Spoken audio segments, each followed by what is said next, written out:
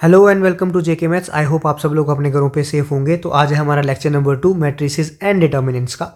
Lecture number 1 में जितना basics हो सकता था मैट्रिसेस का आपको बिल्कुल मैंने कहाँ से स्टार्ट किया है, बिल्कुल जीरो से स्टार्ट किया है, बिल्कुल जीरो लेवल से।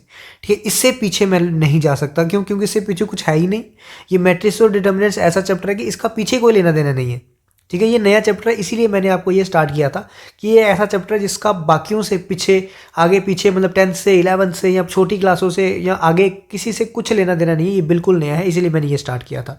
अगर आप चैनल पे न्यू हो तो चैनल को सब्सक्राइब कर सकते हो, और ये हमारा टेलीग्राम चैनल है, आप यहाँ पे ज्वाइन कर सकते हो। आपको जो भी PDF चाहिए होती है, आपको जो भी नोट्स चाहिए होते हैं, आपको जो भी डाउट पूछना होता है, आप सभी मुझे वहाँ पे मैसेज करके पूछ सकते हो। और हमारा इंस्टाग्राम लिंक भी है, आपको डिस्क्रिप्शन में मिल जाएगा, वहाँ पे भी आप हमको फॉलो कर सकते हो और आपका जो भी डाउट वगैरह होता है कुछ आप पूछ सकते हो। ठीक है, आज हम लोग मैं थोड़ा सा आपको 5 मिनट लूंगा, क्योंकि मेरे पढ़ाने का तरीका आपको पता है। थोड़ा सा 5 मिनट लूंगा आपको, जो पुराना वाला लेक्चर है थोड़ा सा आपको वो रिपीट करके, मतलब थोड़ा सा आपको रिकॉल करा के फिर मैं आगे बढ़ता हूँ। ठीक है, तो स्टार्ट करते हैं। देखो, ये मैंने आपको लास्ट टाइम पढ़ाया था। यहाँ मैंने क्या लिखा है, ए लिखा है। ए मतलब मैट्रिक्स की रिप्रेजेंटेशन जो होती है वो कैपिटल लेटर से होती है, तो मैं इस तरीके से लिख सकता हूँ। फिर मेरे पास आती है ब्रैकेट्स। ब्रैकेट्स के अंदर जो लिखा जाता है वो क्या लिखा जाता है, या तो मैं इसको एलिमेंट्स बोलता हूँ, मैंने आपको बताया था, या तो उसको मैं एंट्रीज बोलता हूँ। ठीक है, ये मैंने आपको उस दिन भी बताया था पहले लेक्चर में कि एंट्रीज या फिर एलिमेंट, मैं दोनों चीज़ों में से कुछ भी इसको बोल सकता हूँ। ठीक है, उसके बाद यहाँ पे जो लिखा जाता है ब्रैकेट के बाहर नीचे, इसको बोलता हूँ मैं ऑर्डर ऑफ मैट्रिक्स। क्या बोलता हूँ? ऑर्डर बोलता हूँ। और ऑर्डर में आता क्या क्या है, पहले स्थान पे पहली जगह पे क्या आता है, एम। एम मतलब नंबर ऑफ रोज। ये जनरल फॉर्म है सॉरी, ये जनरल फॉर्म है, मतलब एनसीईआरटी के हिसाब से देखो मैं एम और एन लिखा है। आप ए बी लिखो, आप सी डी लिखो, आप एक्स वाई लिखो, कुछ भी लिखो, क्योंकि हम एक जनरल फॉर्म फॉलो करते हैं, ऐसे एनसीईआरटी में होता है। तो इसी तरीके से इसको क्या मैं बोलता हूँ, एम मतलब नंबर ऑफ रोज, एन मतलब नंबर ऑफ कॉलम्स। इसको क्या बोलता हूँ, एलिमेंट्स है ये बीच में। अब आई क्या है, आई होता है कौन सी रो। ठीक है, आई क्या होता है, कौन सी रो है। और जे क्या होता है, कौन सा कॉलम है, ये मैं आपको बता चुका हूँ। ठीक है, उसके बाद मैंने आपको क्या बोला था, कौन सी रो। रो हमेशा जीरो रो तो नहीं हो सकती, ऐसा तो मैं नहीं बोल सकता कि जीरो रो। रो हमेशा कहाँ से स्टार्ट होगी, 1 से स्टार्ट होगी। और कहाँ तक जा रही है, नंबर ऑफ रोज कितनी है, m। तो इसका मतलब आई की जो वैल्यू है वो 1 से स्टार्ट होगी और कहाँ तक जाएगी, m तक जा सकती है। सिमिलरली जे की जो वैल्यू है, नंबर ऑफ कॉलम्स जो है वो भी कहाँ से स्टार्ट होंगे, 1 से स्टार्ट हो सकते हैं और कहाँ तक जा सकते हैं, जितने नंबर ऑफ कॉलम्स हैं, मतलब n। तो ये आई और जे की क्या होती हैं, वैल्यूज। सिमिलरली मेरे पास अगर कोई मैट्रिक्स है, सपोज मैंने ऐसे मैट्रिक्स एक बनाया, इसमें मैंने कुछ लिखा, मान लो 1 2 3 4 5 6 7 8 9 ऐसे लिख दिया। अब आपको ये पता है कि ये क्या है, ये रो नंबर 1 है, ये रो नंबर आपकी 2 है, ये रो नंबर आपकी क्या है, 3। ये क्या है आपका कॉलम नंबर 1, ये क्या है आपका कॉलम नंबर 2, ये क्या है आपका कॉलम नंबर 3। अब आपको अगर कोई पर्टिकुलरली ये पूछ ले कि मुझे पर्टिकुलर कोई एलिमेंट चाहिए, आपको बोल दिया जाए कि मुझे चाहिए A12। A12 मतलब ए क्या है, एलिमेंट है। कौन सा एलिमेंट, जो फर्स्ट रो और सेकंड कॉलम में मौजूद है। तो मुझे क्या करना है, फर्स्ट रो पे चलना है और जहाँ पे सेकंड कॉलम आए वहाँ पे रुक जाना है। तो सेकंड कॉलम मेरा आ गया तो यहीं पे मुझे रुक जाना है। तो फर्स्ट रो और सेकंड कॉलम का जो एलिमेंट होगा वो क्या होगा, 2। तो इसकी वैल्यू मेरी क्या हो जाएगी, इसकी वैल्यू हो जाएगी 2। सिमिलरली आप कोई क्वेश्चन दे दो, सर आपने क्वेश्चन दे दिया आपको A31, सर अब हमें ये बताओ A31 मतलब थर्ड रो और फर्स्ट कॉलम। आपको थर्ड रो में जाना है और जहाँ पे फर्स्ट कॉलम आए वहाँ पे रुक जाना है। तो यही फर्स्ट कॉलम है, तो थर्ड रो और फर्स्ट कॉलम में क्या आपका आंसर आ गया, आपका आंसर आ जाएगा 7। सिमिलरली आपको कोई भी एलिमेंट पूछा हो यहाँ से आप निकाल सकते हो। ये चीज़ था आपका बेसिक।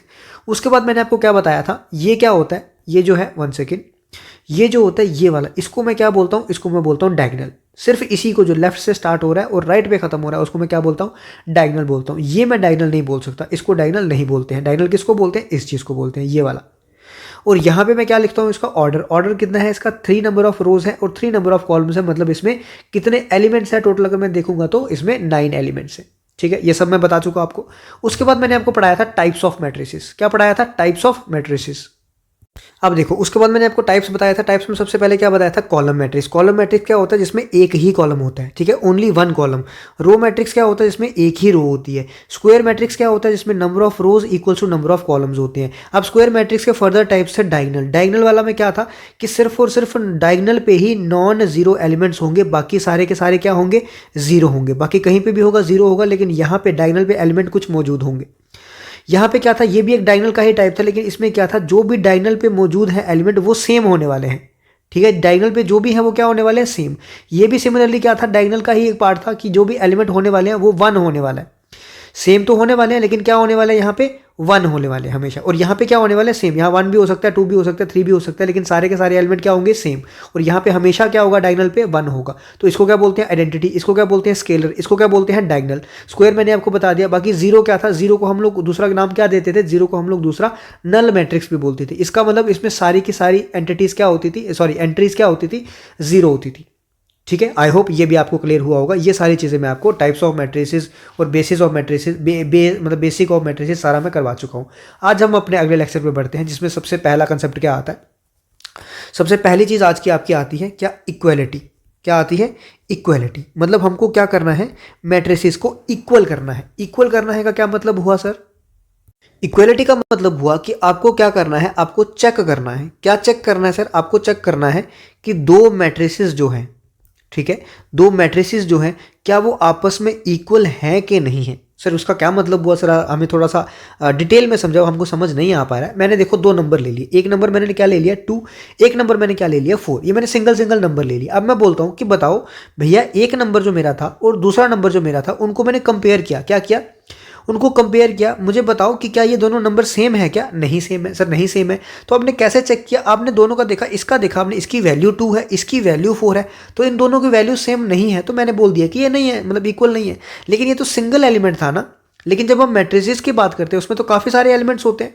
मान लो यहाँ पे मेरा आ गया 1 2 3 4 और दूसरा मैट्रिक्स मेरे पास कोई आ गया 2 3 4 5, ऐसे ऐसे बहुत सारी वैल्यूज हो सकती हैं। तो आपको कंपेयर करना है क्या, इसकी अगर पहली वैल्यू है, पहली वैल्यू मतलब ये फर्स्ट रो है और फर्स्ट ही कॉलम है, मतलब इसको मैं क्या बोलूँगा, A11। ये फर्स्ट रो है और सेकंड कॉलम है, तो इस वैल्यू को मैं क्या बोलूँगा, A12। ये सेकंड रो है और फर्स्ट कॉलम है, तो मतलब A21। ये सेकंड रो है और सेकंड कॉलम है, तो ये A22। तो मैं क्या करूँगा, A11 के मतलब पहले मैट्रिक्स के, मान लो ये मैट्रिक्स A है, ये मैट्रिक्स B है, तो सबसे पहले तो मैं देखूंगा कि पहले मैट्रिक्स का जो A11 एलिमेंट है क्या वो दूसरे मैट्रिक्स के A11 एलिमेंट के साथ मैच कर रहा है कि नहीं। ठीक है, उसके बाद मैं A12 को भी ऐसे देखूंगा कि मैच कर रहा है कि नहीं, फिर A21 को भी ऐसे देखूंगा कि मैच कर रहा है कि नहीं, फिर A22 को भी ऐसे देखूंगा कि मैच कर रहा है कि नहीं। अगर ये सारे के सारे एलिमेंट मैच कर जाते हैं तो मैं बोल सकता हूं कि मेरा जो है वो मैट्रिसेस क्या है, इक्वल हैं दोनों। अगर ये मैच कर रहे हो तो, अगर एक भी एलिमेंट ऐसा निकल आए जो मैच नहीं कर रहा है, तो मैं नहीं बोल सकता कि ये दोनों क्या है, इक्वल। ये होगी पहली कंडीशन।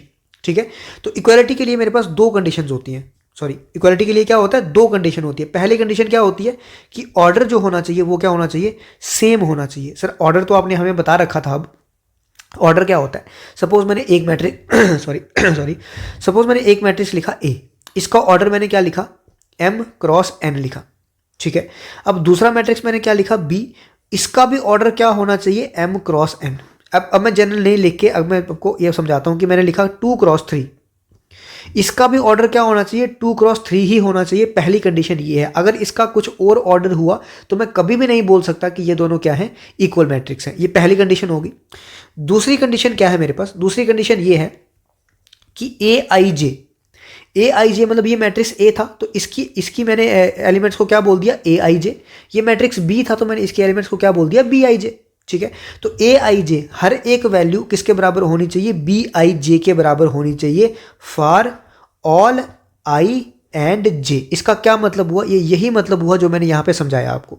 मान लेता हूं मैं कि i की वैल्यू 1 है और j की वैल्यू भी क्या है, 1 है। इसका मतलब A11 जो है वो B11 के बराबर होना चाहिए। मान लेता हूँ i की वैल्यू 1 है, j की वैल्यू 2 है। इसका मतलब A12 जो है वो किसके बराबर होना चाहिए, B12 के। वही जो मैंने यहाँ पे आपको समझाया कि A11 की वैल्यू किसके बराबर होनी चाहिए, यहाँ पे जो एलिमेंट है उसका 1 1 वाला। यहाँ पे A12 की वैल्यू किसके बराबर होनी चाहिए, यहाँ पे B12 के बराबर। यहाँ पे A21 की वैल्यू किसके बराबर होनी चाहिए, B21 के बराबर। तो ये मेरे पास 2 कंडीशंस हैं जिसमें मुझे पता चलता है कि मैट्रिक्स मेरा इक्वल है या नहीं है। आई होप आपको समझ आया होगा। सर ऑर्डर सेम का क्या मतलब हुआ, जरा हमें थोड़ा सा समझा दीजिए। सपोज करो ये मैट्रिक्स है 1 2 3 4 5 6। अब आप मुझे बताओ इसका ऑर्डर क्या है। सर इसकी 2 रोज है मतलब 2 और 3 कॉलम है, मतलब इसका ऑर्डर हो गया 2 क्रॉस 3। सर दूसरा मैट्रिक्स मेरे पास ऐसा भी तो मैं लिख सकता हूँ, बिल्कुल लिख सकते हो 1 2 3 4 5 6। सर इसका ऑर्डर क्या हुआ, इसका ऑर्डर है 3 क्रॉस 2, क्योंकि इसमें 3 रोज है और 2 कॉलम्स हैं, लेकिन एलिमेंट तो इसमें 6 है, इसमें भी तो एलिमेंट 6 है। तो इन दोनों को मैं नहीं बोल सकता कि ये इक्वल है। क्यों? क्योंकि मुझे यहीं से पता चल पा रहा है कि इसका ऑर्डर ही सेम नहीं है। तो जब इसका ऑर्डर ही सेम नहीं है पहले, तो मैं यहीं से निगलेक्ट कर सकता हूँ कि ये इक्वल नहीं है, क्योंकि मैं इसको कंपेयर ही नहीं कर सकता ना। इसकी मैं पहली वैल्यू तो चलो फिर भी इसकी पहली वैल्यू से कंपेयर कर दूंगा, इसकी दूसरी वैल्यू फिर भी मैं इसकी दूसरी वैल्यू से कंपेयर कर दूंगा, लेकिन ये थर्ड वाला कॉलम, इसमें थर्ड कॉलम है ही नहीं, तो मैं किससे कंपेयर करूंगा? समझ रहे हो मेरी बात? तो इसका मतलब ये मैं कभी नहीं बोल सकता कि ये मैट्रिक्स क्या हो सकते हैं, इक्वल हो सकते हैं। तो ये कभी भी इक्वल नहीं हो सकते। तो सबसे पहली कंडीशन, ऑर्डर क्या होना चाहिए? सेम। दूसरी कंडीशन कि हर एक एलिमेंट की वैल्यू भी क्या होनी चाहिए? सेम होनी चाहिए। सपोज करो कि यही मैट्रिक्स था मेरा, ये वाला, और इसके साथ मैंने दूसरा एक और मैट्रिक्स बनाया 1 2 4 4 5 6। इसका ऑर्डर क्या है? 2 क्रॉस 3। तो पहली कंडीशन तो मैच हो गई, इसका भी 2 क्रॉस 3 और इसका भी 2 क्रॉस 3, पहली कंडीशन मैच होगी। अब मुझे देखना है कि इसका पहला एलिमेंट इसके पहले के बराबर है, बिल्कुल है। इसका दूसरा इसके दूसरे के बराबर है, बिल्कुल। इसका तीसरा इसके तीसरे के बराबर नहीं है। बाकी चाहे सेम हो नहीं हो, मुझे फर्क नहीं पड़ रहा। एक भी एलिमेंट अगर डिफरेंट होगा तो मैं क्या बोलूंगा कि ये कभी भी क्या हो सकते हैं? इक्वल नहीं हो सकते। ठीक है, आई होप आपको इक्वालिटी जो है वो समझ आई होगी। आप देख पा रहे हो कि मैं कितना बेसिक से आपको पढ़ा रहा हूँ, सिर्फ ये समझाने के लिए मुझे 5 7 10 मिनट लग गए। तो यही बेसिक से अगर आपको पढ़ना है तो मुझे आपका रिस्पॉन्स चाहिए ही चाहिए, उसके अलावा मैं कंटिन्यू नहीं कर पाऊंगा। जब तक आपका रिस्पॉन्स नहीं मिलेगा, क्योंकि मेरी भी इतनी मेहनत लग रही है, आप देख रहे हो, ठीक है, मेरी भी बहुत मेहनत लग रही है इसमें, क्योंकि ये कोई क्वांट नहीं है कि मैं मतलब बहुत जल्दी इसको पढ़ा सकता हूँ। इसमें बहुत ज़्यादा मेहनत चाहिए। 11 12 का मैथ है, आपको भी पता है कि इसमें बहुत ज़्यादा मैथ चाहिए, क्योंकि ये पहले आपने नहीं पढ़ा होता चीज़ें। तो इसलिए मुझे बेसिक से बिल्कुल एक एक चीज़ आपको क्लियर करनी पड़ेगी एनसीईआरटी से। तो जितना आपका रिस्पॉन्स रहेगा, जितने आपका लाइक शेयर कमेंट्स, अब में जो भी मतलब आपका होगा, जितना शेयर करोगे, जितने ज़्यादा लोग जुड़ेंगे, उतनी ज़्यादा हमारा भी रिस्पॉन्स बढ़ेगा। ठीक है, तो इतना आपका क्लैरिटी हुई कि आपको इक्वालिटी जो है वो पता चल गई। अब मैं आपको एक क्वेश्चन ज़रा थोड़ा सा इक्वालिटी का देता हूँ, ताकि आपको आइडिया हो जाए इक्वालिटी को हमारा क्वेश्चन अगर आए तो किस तरीके से आएगा और हमको करना क्या है। ठीक है, अब देखो, मैंने आपको यहाँ पे ना एक क्वेश्चन दे दिया। क्या क्वेश्चन दिया मैंने कि अगर, मैंने क्या लिखा? अगर इफ़ ये मैट्रिक्स, इसका मैं कुछ नाम दे देता हूँ, मान लो मैंने इसको ए नाम दे दिया। अगर ये मैट्रिक्स इक्वल्स टू है किसके? इस मैट्रिक्स के। मतलब मैंने आपको कंडीशन ये स्टार्ट में मैंने खुद ही दे दी है क्वेश्चन में। क्वेश्चन में मैंने क्या कंडीशन दे दी है कि ये दोनों मैट्रिक्स क्या है? इक्वल है। तो इसका मतलब अगर इक्वल है तो सबसे पहले आपको ये भी पता होना चाहिए कि इक्वल के लिए क्या होता है? ऑर्डर सेम होता है। इसका ऑर्डर क्या है? 2 क्रॉस 2। इसका भी ऑर्डर क्या होगा? 2 क्रॉस 2। ये आपको पता है कंडीशन। दूसरी कंडीशन क्या होती है कि जो इसका पहला एलिमेंट है, मतलब फर्स्ट रो फर्स्ट कॉलम वाला, वो इसके फर्स्ट रो फर्स्ट कॉलम वाले एलिमेंट के बराबर होगा। तो यहाँ से मैं क्या लिख सकता हूँ? मैं लिख सकता हूँ x + 3 जो है वो किसके बराबर होगा? 4 के बराबर। तो यहाँ से x किसके बराबर आ गया? 4 - 3 जो कि आ गया 1 के बराबर। तो यहाँ से अगर मैं x की वैल्यू लिखूँ तो किसके बराबर आ जाएगा? 1 के बराबर आ जाएगा, जो मुझे x की वैल्यू पूछी थी। सिमिलरली मुझे y की वैल्यू भी पूछी है, तो मैं यहाँ पे y देख रहा हूँ कि कहाँ पे आ रहा है? y आ रहा है सेकेंड रो और फर्स्ट कॉलम में। कहाँ पे आ रहा है? सेकेंड रो और फर्स्ट कॉलम में। तो इस मैट्रिक्स का सेकेंड रो और फर्स्ट कॉलम बराबर होगा इस मैट्रिक्स के सेकेंड रो और फर्स्ट कॉलम के। तो ये सेकेंड रो और ये फर्स्ट कॉलम, इसका मतलब y किसके बराबर आने वाला है?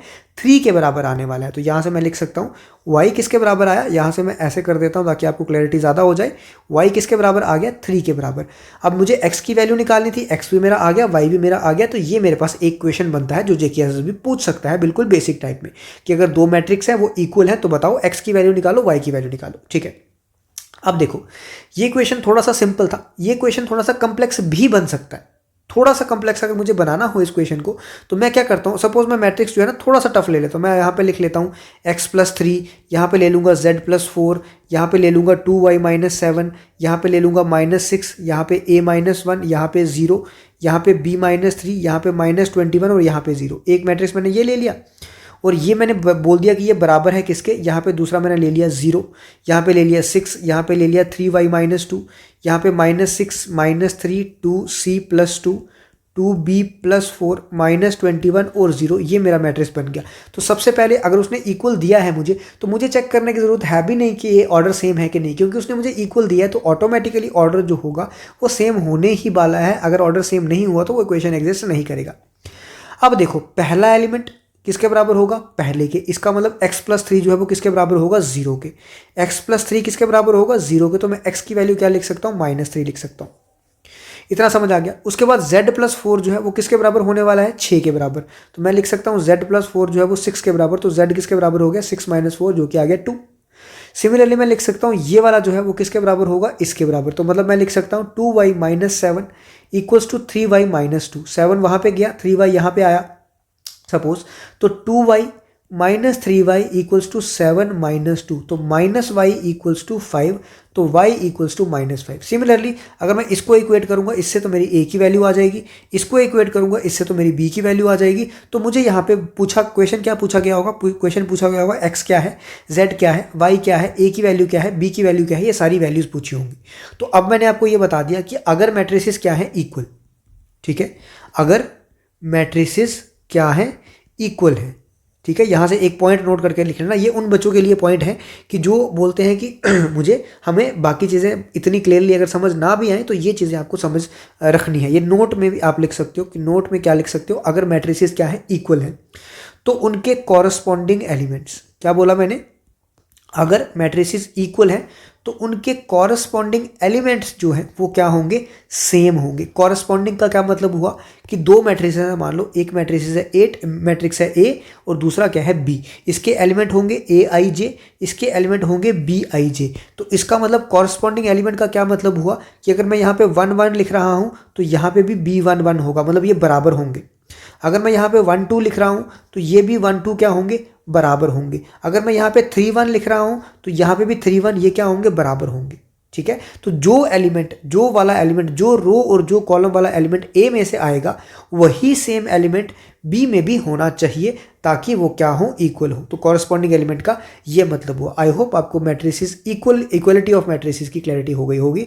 अब आपको इस तरह का कुछ क्वेश्चन आएगा तो आप आराम से कर सकते हो। आपको मैं एक जो है वो एग्जाम्पल भी दे देता हूँ, मतलब घर के लिए होमवर्क भी दे देता हूँ, आप लोग उसको करो।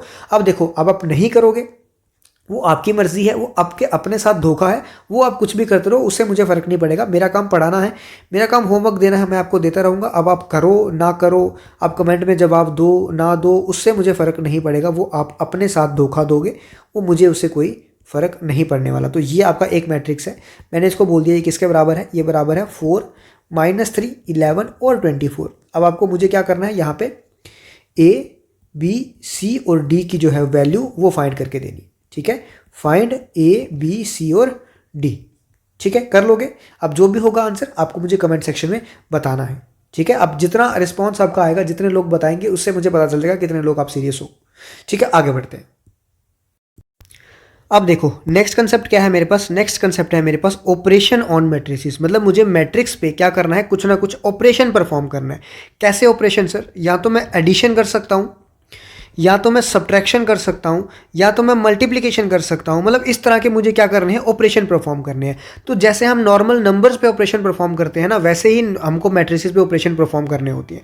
सपोज करता हूँ, सबसे पहले मैं क्या ले लेता हूँ, एडिशन ले लेता हूँ। पहला सबसे पहले ऑपरेशन क्या है मेरे पास, सबसे पहला ऑपरेशन मेरे पास एडिशन है। अब मुझे ये बताओ कि अगर मैं नॉर्मल एडिशन की बात करूँ तो मैं क्या करता था, ऐसे लिखता था 2 + 3 कितना हो गया, ये एडिशन हो गया 5 हो गया। यहाँ पे मैं 23 भी लिख सकता था, यहाँ पे 2 लिख सकता था, तो कितना हो गया 25। मतलब यहाँ पे मेरे पास ऐसी रिस्ट्रिक्शन नहीं थी कि यहाँ पे 1 डिजिट नंबर होना चाहिए, 2 डिजिट होना चाहिए, तो ऐसी कोई भी रिस्ट्रिक्शन नहीं थी। तो कितने भी डिजिट नंबर को कितने भी डिजिट नंबर से हम लोग क्या कर सकते थे, ऐड कर सकते थे, अगर मैं नॉर्मल नंबर्स की बात करूं तो। लेकिन जब मैं मैट्रिसेस की बात करता हूं तो यहाँ पे मैंने अभी आपको ऊपर क्या बताया था, ऊपर मैंने बताया था कि इक्वालिटी के केस में, जब मैं इक्वालिटी पढ़ता था तो इक्वालिटी के केस में मेरे पास 2 कंडीशन क्या थी। सबसे पहले तो मेरे पास ऑर्डर क्या होना चाहिए था, सेम। सिमिलरली एडिशन के लिए भी मेरे पास क्या होना चाहिए, ऑर्डर क्या होना चाहिए, सेम। अगर ऑर्डर सेम नहीं है तो मैं उसको ऐड नहीं कर पाऊंगा। सर कैसे, सर मान लो मेरे पास, मतलब आप मान लो कि मेरे पास ये मैट्रिक्स है 1 2 2 4 इस तरह का मैट्रिक्स है, और दूसरा मेरे पास ये मैट्रिक्स है 1 2 दोबारा से 3 4 इस तरह का। अब मेरे को ऐड अगर करना है तो मैं क्या करूँगा, जो इसका पहला एलिमेंट है, पहला मतलब फर्स्ट रो और फर्स्ट कॉलम वाला एलिमेंट, जो इसका दूसरा एलिमेंट है सेकंड रो और first column, sorry second row और सेकंड, सॉरी फर्स्ट रो और सेकंड कॉलम वाला एलिमेंट, सेकंड रो और फर्स्ट कॉलम वाला एलिमेंट, सेकंड रो और सेकंड कॉलम वाला एलिमेंट। तो जो पर्टिकुलर कॉरस्पॉन्डिंग एलिमेंट है उसको दूसरे मैट्रिक्स के कॉरस्पॉन्डिंग एलिमेंट में क्या करना है, ऐड करना है। मतलब इसको हमको किस में ऐड करना है, इसमें ऐड करना है। तो जब मैं इसको ऐड करूंगा तो मेरे पास क्या बनेगा, एक तीसरा मैट्रिक्स बनेगा। 1 + 1 क्या हो गया 2, तो मैं यहाँ पे 1 + 1 ही लिखता हूँ पहले, फिर यहाँ पे ये वाला 2 और ये वाला 2, इसमें क्या हो जाएंगे ऐड, तो यहाँ पे क्या आ जाएगा 2 + 2। नेक्स्ट क्या आ गया ये वाला 2 और ये वाला 3, ये क्या हो जाएंगे ऐड, कहाँ आ जाएगा 2 + 3 यहाँ पे आ जाएगा। नेक्स्ट क्या आ जाएगा ये वाला 4 और ये वाला 4 दोनों क्या हो जाएंगे ऐड, तो क्या आ जाएगा 4 + 4। तो इसको अब मैं क्या लिख सकता हूँ, यहाँ पे एक नया मैट्रिक्स, ये बन गया 2, ये बन गया 4, ये बन गया 5, ये बन गया 8। तो इन दोनों मैट्रिसेस को ऐड करके मेरे पास ये नया मैट्रिक्स बना, जिसका ऑर्डर भी क्या बना, वही जो पहले वालों का था। इसका क्या था 2 × 2, इसका भी क्या था 2 × 2। जो मैट्रिक्स बना उसका भी ऑर्डर क्या होगा 2 × 2 ही होगा। ठीक है, ये समझ आया आपको। तो मैं ऐसा नहीं कर सकता था कि मैं ऐसा लिखता 1 2 और यहाँ पे ऐसा लिखता 1 2। ये क्या है मेरे पास, ये एक मैट्रिक्स है जिसका ऑर्डर कितना है। अब आपको इतना पता होना चाहिए, ऑर्डर आपको आना चाहिए। मैंने आपको बहुत अच्छे तरीके से पढ़ा दिया। इसका एक रो दूसरी रो, मतलब 2 रो है तो 2, कॉलम कितना है एक ही, तो इसका ऑर्डर क्या है 2 × 1। यहाँ पे कितनी रोज है, एक रो, तो इसका मतलब 1 आ जाएगा। और यहाँ पे कितने कॉलम्स हैं 1 और 2, तो 1 × 2। क्या इनका ऑर्डर सेम है, ये 2 × 1 है, ये 1 × 2 है, ये सेम ऑर्डर नहीं है। तो इनको अगर मुझे ऐड करना होगा तो मैं इनको ऐड नहीं कर पाऊंगा। ठीक है, इनकी एडिशन मैं नहीं कर पाऊंगा। क्यों? क्योंकि इनका ऑर्डर सेम नहीं है। अगर आपको याद है थोड़ा सा, तो आप मेरे को बताओ ये कौन सा वाला मैट्रिक्स है, इसका नाम क्या होता है? ये कॉलम मैट्रिक्स है, रो मैट्रिक्स है, जीरो मैट्रिक्स है, कौन सा मैट्रिक्स है? ये कॉलम मैट्रिक्स है। कॉलम मैट्रिक्स मतलब एक ही कॉलम होगा, रोज जितनी मर्जी हो सकती है, रोज पे कोई रेस्ट्रिक्शन नहीं है। रोज कितनी भी हो सकती है, रोज पे रेस्ट्रिक्शन नहीं है, लेकिन कॉलम क्या होगा सिर्फ और सिर्फ 1। सिमिलरली ये क्या है मेरे पास, रो मैट्रिक्स है। रो क्या होगी, एक ही होगी, कॉलम कितने भी होंगे, कोई रेस्ट्रिक्शन नहीं है। ठीक है, अब देखो कोई बच्चे होंगे, सपोज आप में से बहुत सारे बच्चे ऐसे होंगे जिन्होंने पहले से पढ़ रखा होगा, जो फ्रेशर्स होंगे, जो अभी अभी ग्रेजुएशन करके आए होंगे, जिनको 12th का याद होगा, तो वो बोलेंगे सर जब आपने टाइप्स ऑफ मैट्रिसेस पढ़ाए ना, तो आपने कुछ मैट्रिसेस नहीं पढ़ाए। मुझे पता है मैंने बहुत सारी चीज़ें अभी नहीं पढ़ाई हैं। ठीक है, बहुत सारी चीज़ें अभी हैं, लेकिन आपका कुछ छूटेगा नहीं। मेरा पढ़ाने का तरीका क्या होता है, मेरा होता है कि सीरियल वाइज जो चीज़ आ रही है ना, जो चीज़ बीच में आ रही है, उसको मैं कराता जाऊँगा।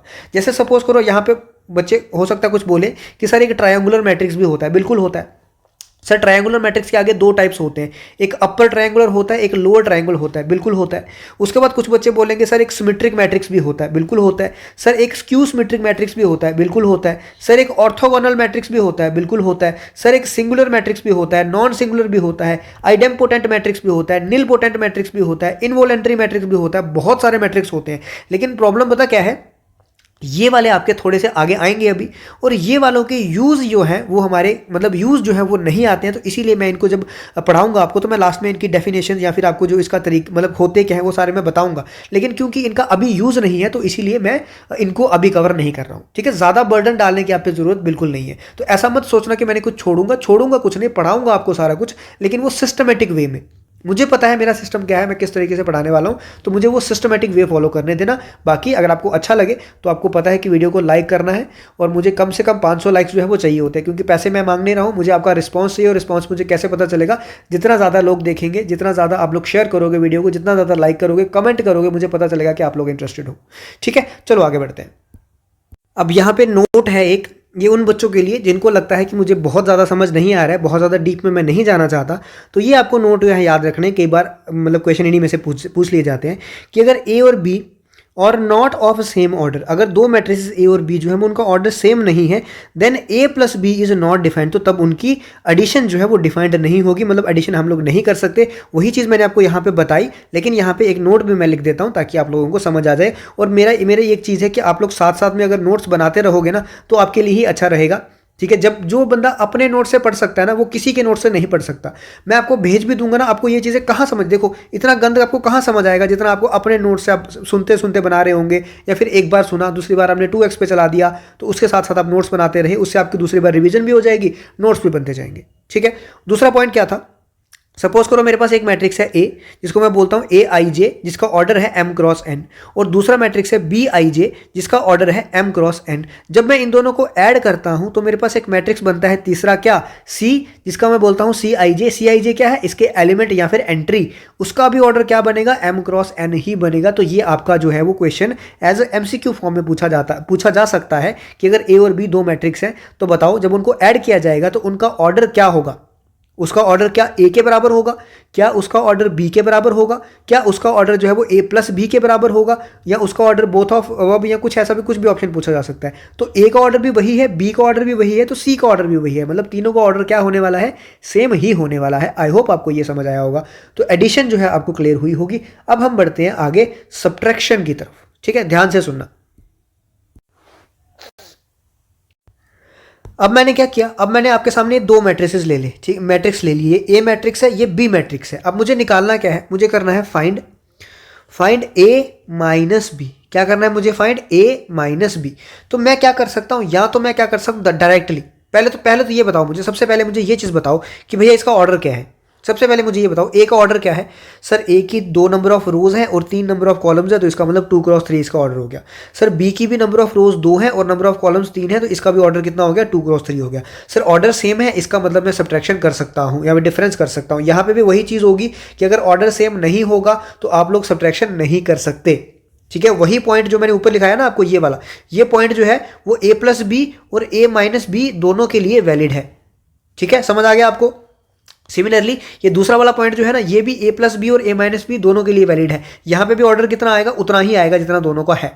ठीक है, अब मुझे ये बात बताओ, मैंने क्या किया, मैं दो तरीके से कर सकता हूं इस चीज को। या तो मैं क्या करूं, इसका पहला एलिमेंट लूं, ये इसको सब्ट्रैक्ट कर दूं बी को उसमें से। मतलब मैं क्या करूं, मैंने जब लिखा ए माइनस बी तो मेरे पास क्या आया, एक ऐसा मैट्रिक्स आया, ए की पहली वैल्यू क्या थी 1, बी की वैल्यू क्या थी 3। तो मुझे क्या करना है, सब्ट्रैक्ट, तो मैं क्या लिखूंगा पहले 1 माइनस 3। फिर दूसरी वैल्यू यहाँ पे 2 है और यहाँ पे कितनी है -1, तो मैं क्या लिखूंगा यहाँ पे 2, क्योंकि a माइनस बी है तो पहले क्या आएगा a माइनस टाइम्स, अब माइनस बी है तो ये ऑलरेडी -1 का है, तो यहाँ पे -1 मैं इस तरीके से लिखूंगा। थर्ड मेरे पास क्या आ गया, ये है 3 और ये कितना है 3, तो मैं कितना लिखूंगा 3 माइनस 3, इस तरीके से लिखूंगा। एक तरीका मेरे पास ये आ गया। दूसरा मैं दोबारा क्या करूंगा, 2 माइनस ऑफ -1, यहाँ पे 3 माइनस 0, यहाँ पे 1 माइनस 2। अब कोई बच्चा हो सकता है, किसी बच्चे का यहाँ पे ये डाउट आए कि सर आपने कुछ जगहों पे ये 2 बार माइनस क्यों लिया। अब क्योंकि यहाँ पे टर्म ही माइनस की थी ना पहले ही, एक माइनस तो आ गया किसका, जो ए माइनस बी है, ये ए मैट्रिसेस का पार्ट था, उसके बाद माइनस ये बी मैट्रिसेस का पार्ट था, तो बी मैट्रिसेस का पार्ट ऑलरेडी माइनस में था, तो मुझे क्या लिखना पड़ा, उसको माइनस में लिखना पड़ा। तो अगर मैं इसको सॉल्व करूं तो ये कितना आ जाएगा, 1 माइनस 3 कितना आ जाएगा, -2, 2 माइनस -1 मतलब माइनस माइनस कितना होता है, प्लस हो जाता है, तो 2 + 1 कितना हो गया 3, 3 माइनस 3 0, 2 + 1 3, 3 माइनस 0 3, 1 माइनस 2 -1। ठीक है, तो ये मेरे पास मैट्रिक्स जो है वो एक बन गया। सबसे पहले ये बताओ इसका ऑर्डर कितना होगा, वही जो ए का था, वही जो बी का था, वही ऑर्डर इसका भी होगा। अब ये हो गया आपके पास एक तरीका। दूसरा तरीका मैंने आपको यहां पे क्या बोला था कि वो भी एक तरह का क्या है, एडिशन ही है। क्या है, एक तरह का एडिशन ही है, लेकिन आपको उसके लिए क्या करना पड़ेगा। अब मैं इसको क्या लिख सकता हूं, ए प्लस माइनस बी को मैं क्या लिख सकता हूं, ए प्लस माइनस बी लिख सकता हूं कि नहीं लिख सकता। हाँ सर लिख सकते हो। इसका मतलब ए मैट्रिक्स तो वैसा का वैसा ही रहेगा, लेकिन मेरे पास मैट्रिक्स कौन सा है, बी है, लेकिन मुझे यहाँ पे कौन सा चाहिए, -b। इसका मतलब जो बी मैट्रिक्स था मुझे उसको क्या करना पड़ेगा, -1 से मल्टीप्लाई करना पड़ेगा ताकि वो क्या बन जाए, -b। तो अगर बी मैट्रिक्स ये है तो -b क्या बन जाएगा, इसको -1 से मल्टीप्लाई करूंगा तो -3, ये -1 से मल्टीप्लाई करूंगा तो ये +1 बन जाएगा, इसको करूंगा -3 बन जाएगा, इसको करूंगा तो ये +1 बन जाएगा, इसको करूंगा तो ये 0 ही रहेगा, इसको करूंगा तो ये -2 बन जाएगा। तो ये मेरे पास क्या आ गया, -b मैट्रिक्स। अब मैं क्या करता हूं, इसके साथ a को ऐड करता हूं, बस क्या करना है, a को ऐड करना है। तो a मैट्रिक्स क्या है, अब थोड़ा सा छोटा करने दो, रुको। हाँ अब देखो a मैट्रिक्स ये था, अब इसका और इसका मुझे देखना है आपस में। तो मैं नीचे दोबारा से a मैट्रिक्स लिख लेता हूं ताकि आपको कंफ्यूजन ना हो। यहां पे लिख लेता हूं 1 2 3 2 3 और 1। अब देखो ध्यान से देखो, a ये था, a और b को अब मुझे ऐड करना है, तो 1 + -3 आया, वही 1 - 3, तो क्या आएगा -2 आंसर। यहां से 2 + 1 3, तो यहां पे भी 3 ही आया है। यहां पे 3 - 3 मतलब 3 प्लस आएगा बीच में, और ये टर्म क्या है -3, तो क्या हो जाएगा 3 - 3 आएगा क्या, वही 0। यहां पे 2 + 1 3, तो यही आएगा 3। यहां पे 3 + 0 तो वही 3 आएगा। यहां पे 1 - 2 तो क्या आएगा -1, तो आएगा वही। चाहे आप a - b डायरेक्ट करो, चाहे आप पहले -b कर लो, उसके बाद a में उसको क्या कर लो, ऐड कर लो, मर्जी आपकी है, आएगा आंसर सेम। मुझे मकसद था बताने का, ऑर्डर इसका क्या होता है, सेम। ऑर्डर सेम नहीं होगा तो ये मल्टीप्लिकेशन नहीं, सॉरी सब्ट्रैक्शन नहीं होगी, ना ही एडिशन होगा। किस तरह से एडिशन होता है, किस तरह से सब्ट्रैक्शन होता है, ये मैंने आपको बता दिया। जो कॉरस्पॉन्डिंग एलिमेंट है, मतलब इसका कॉरस्पॉन्डिंग पहला वाला, ये ऐसा नहीं कर सकते आप कि इसका मैं पहला वाला उठा लेता हूं और इसका मैं लास्ट वाला, ये तीसरा वाला उठा लेता हूं और इसको मैं कर दूं ऐड, ऐसा नहीं कर सकते। अगर इसका फर्स्ट रो और फर्स्ट कॉलम वाला एलिमेंट है तो इसका भी फर्स्ट रो और फर्स्ट कॉलम वाला एलिमेंट होगा। इसका अगर सेकंड रो सेकंड कॉलम वाला एलिमेंट है तो इसका भी सेकंड रो और सेकंड कॉलम वाला एलिमेंट होगा। उसी को मैं क्या बोलता हूं, उसी को मैं बोलता हूं कॉरेस्पॉन्डिंग एलिमेंट्स। ठीक है, तो वही मेरे ऐड और वही मेरे क्या होंगे, सब्ट्रैक्ट होंगे आपस में। ठीक है, आई होप आपको इतनी क्लैरिटी जो है वो आ चुकी होगी। अब हम बढ़ते हैं आगे अपने मल्टीप्लिकेशन की तरफ। अब देखो बात करते हैं किसकी, मल्टीप्लिकेशन की। तो मल्टीप्लिकेशन हमारे पास दो टाइप्स की होती है। एक मल्टीप्लिकेशन हमारे पास है स्केलर मल्टीप्लिकेशन। कौन सी, स्केलर मल्टीप्लिकेशन, या फिर मैं इसको बोल सकता हूं कि किसी कांस्टेंट से मल्टीप्लाई करना। ठीक है, और एक हमारी होती है मैट्रिक्स मल्टीप्लिकेशन, मतलब दो मैट्रिक्स को आपस में क्या करना, मल्टीप्लाई करना।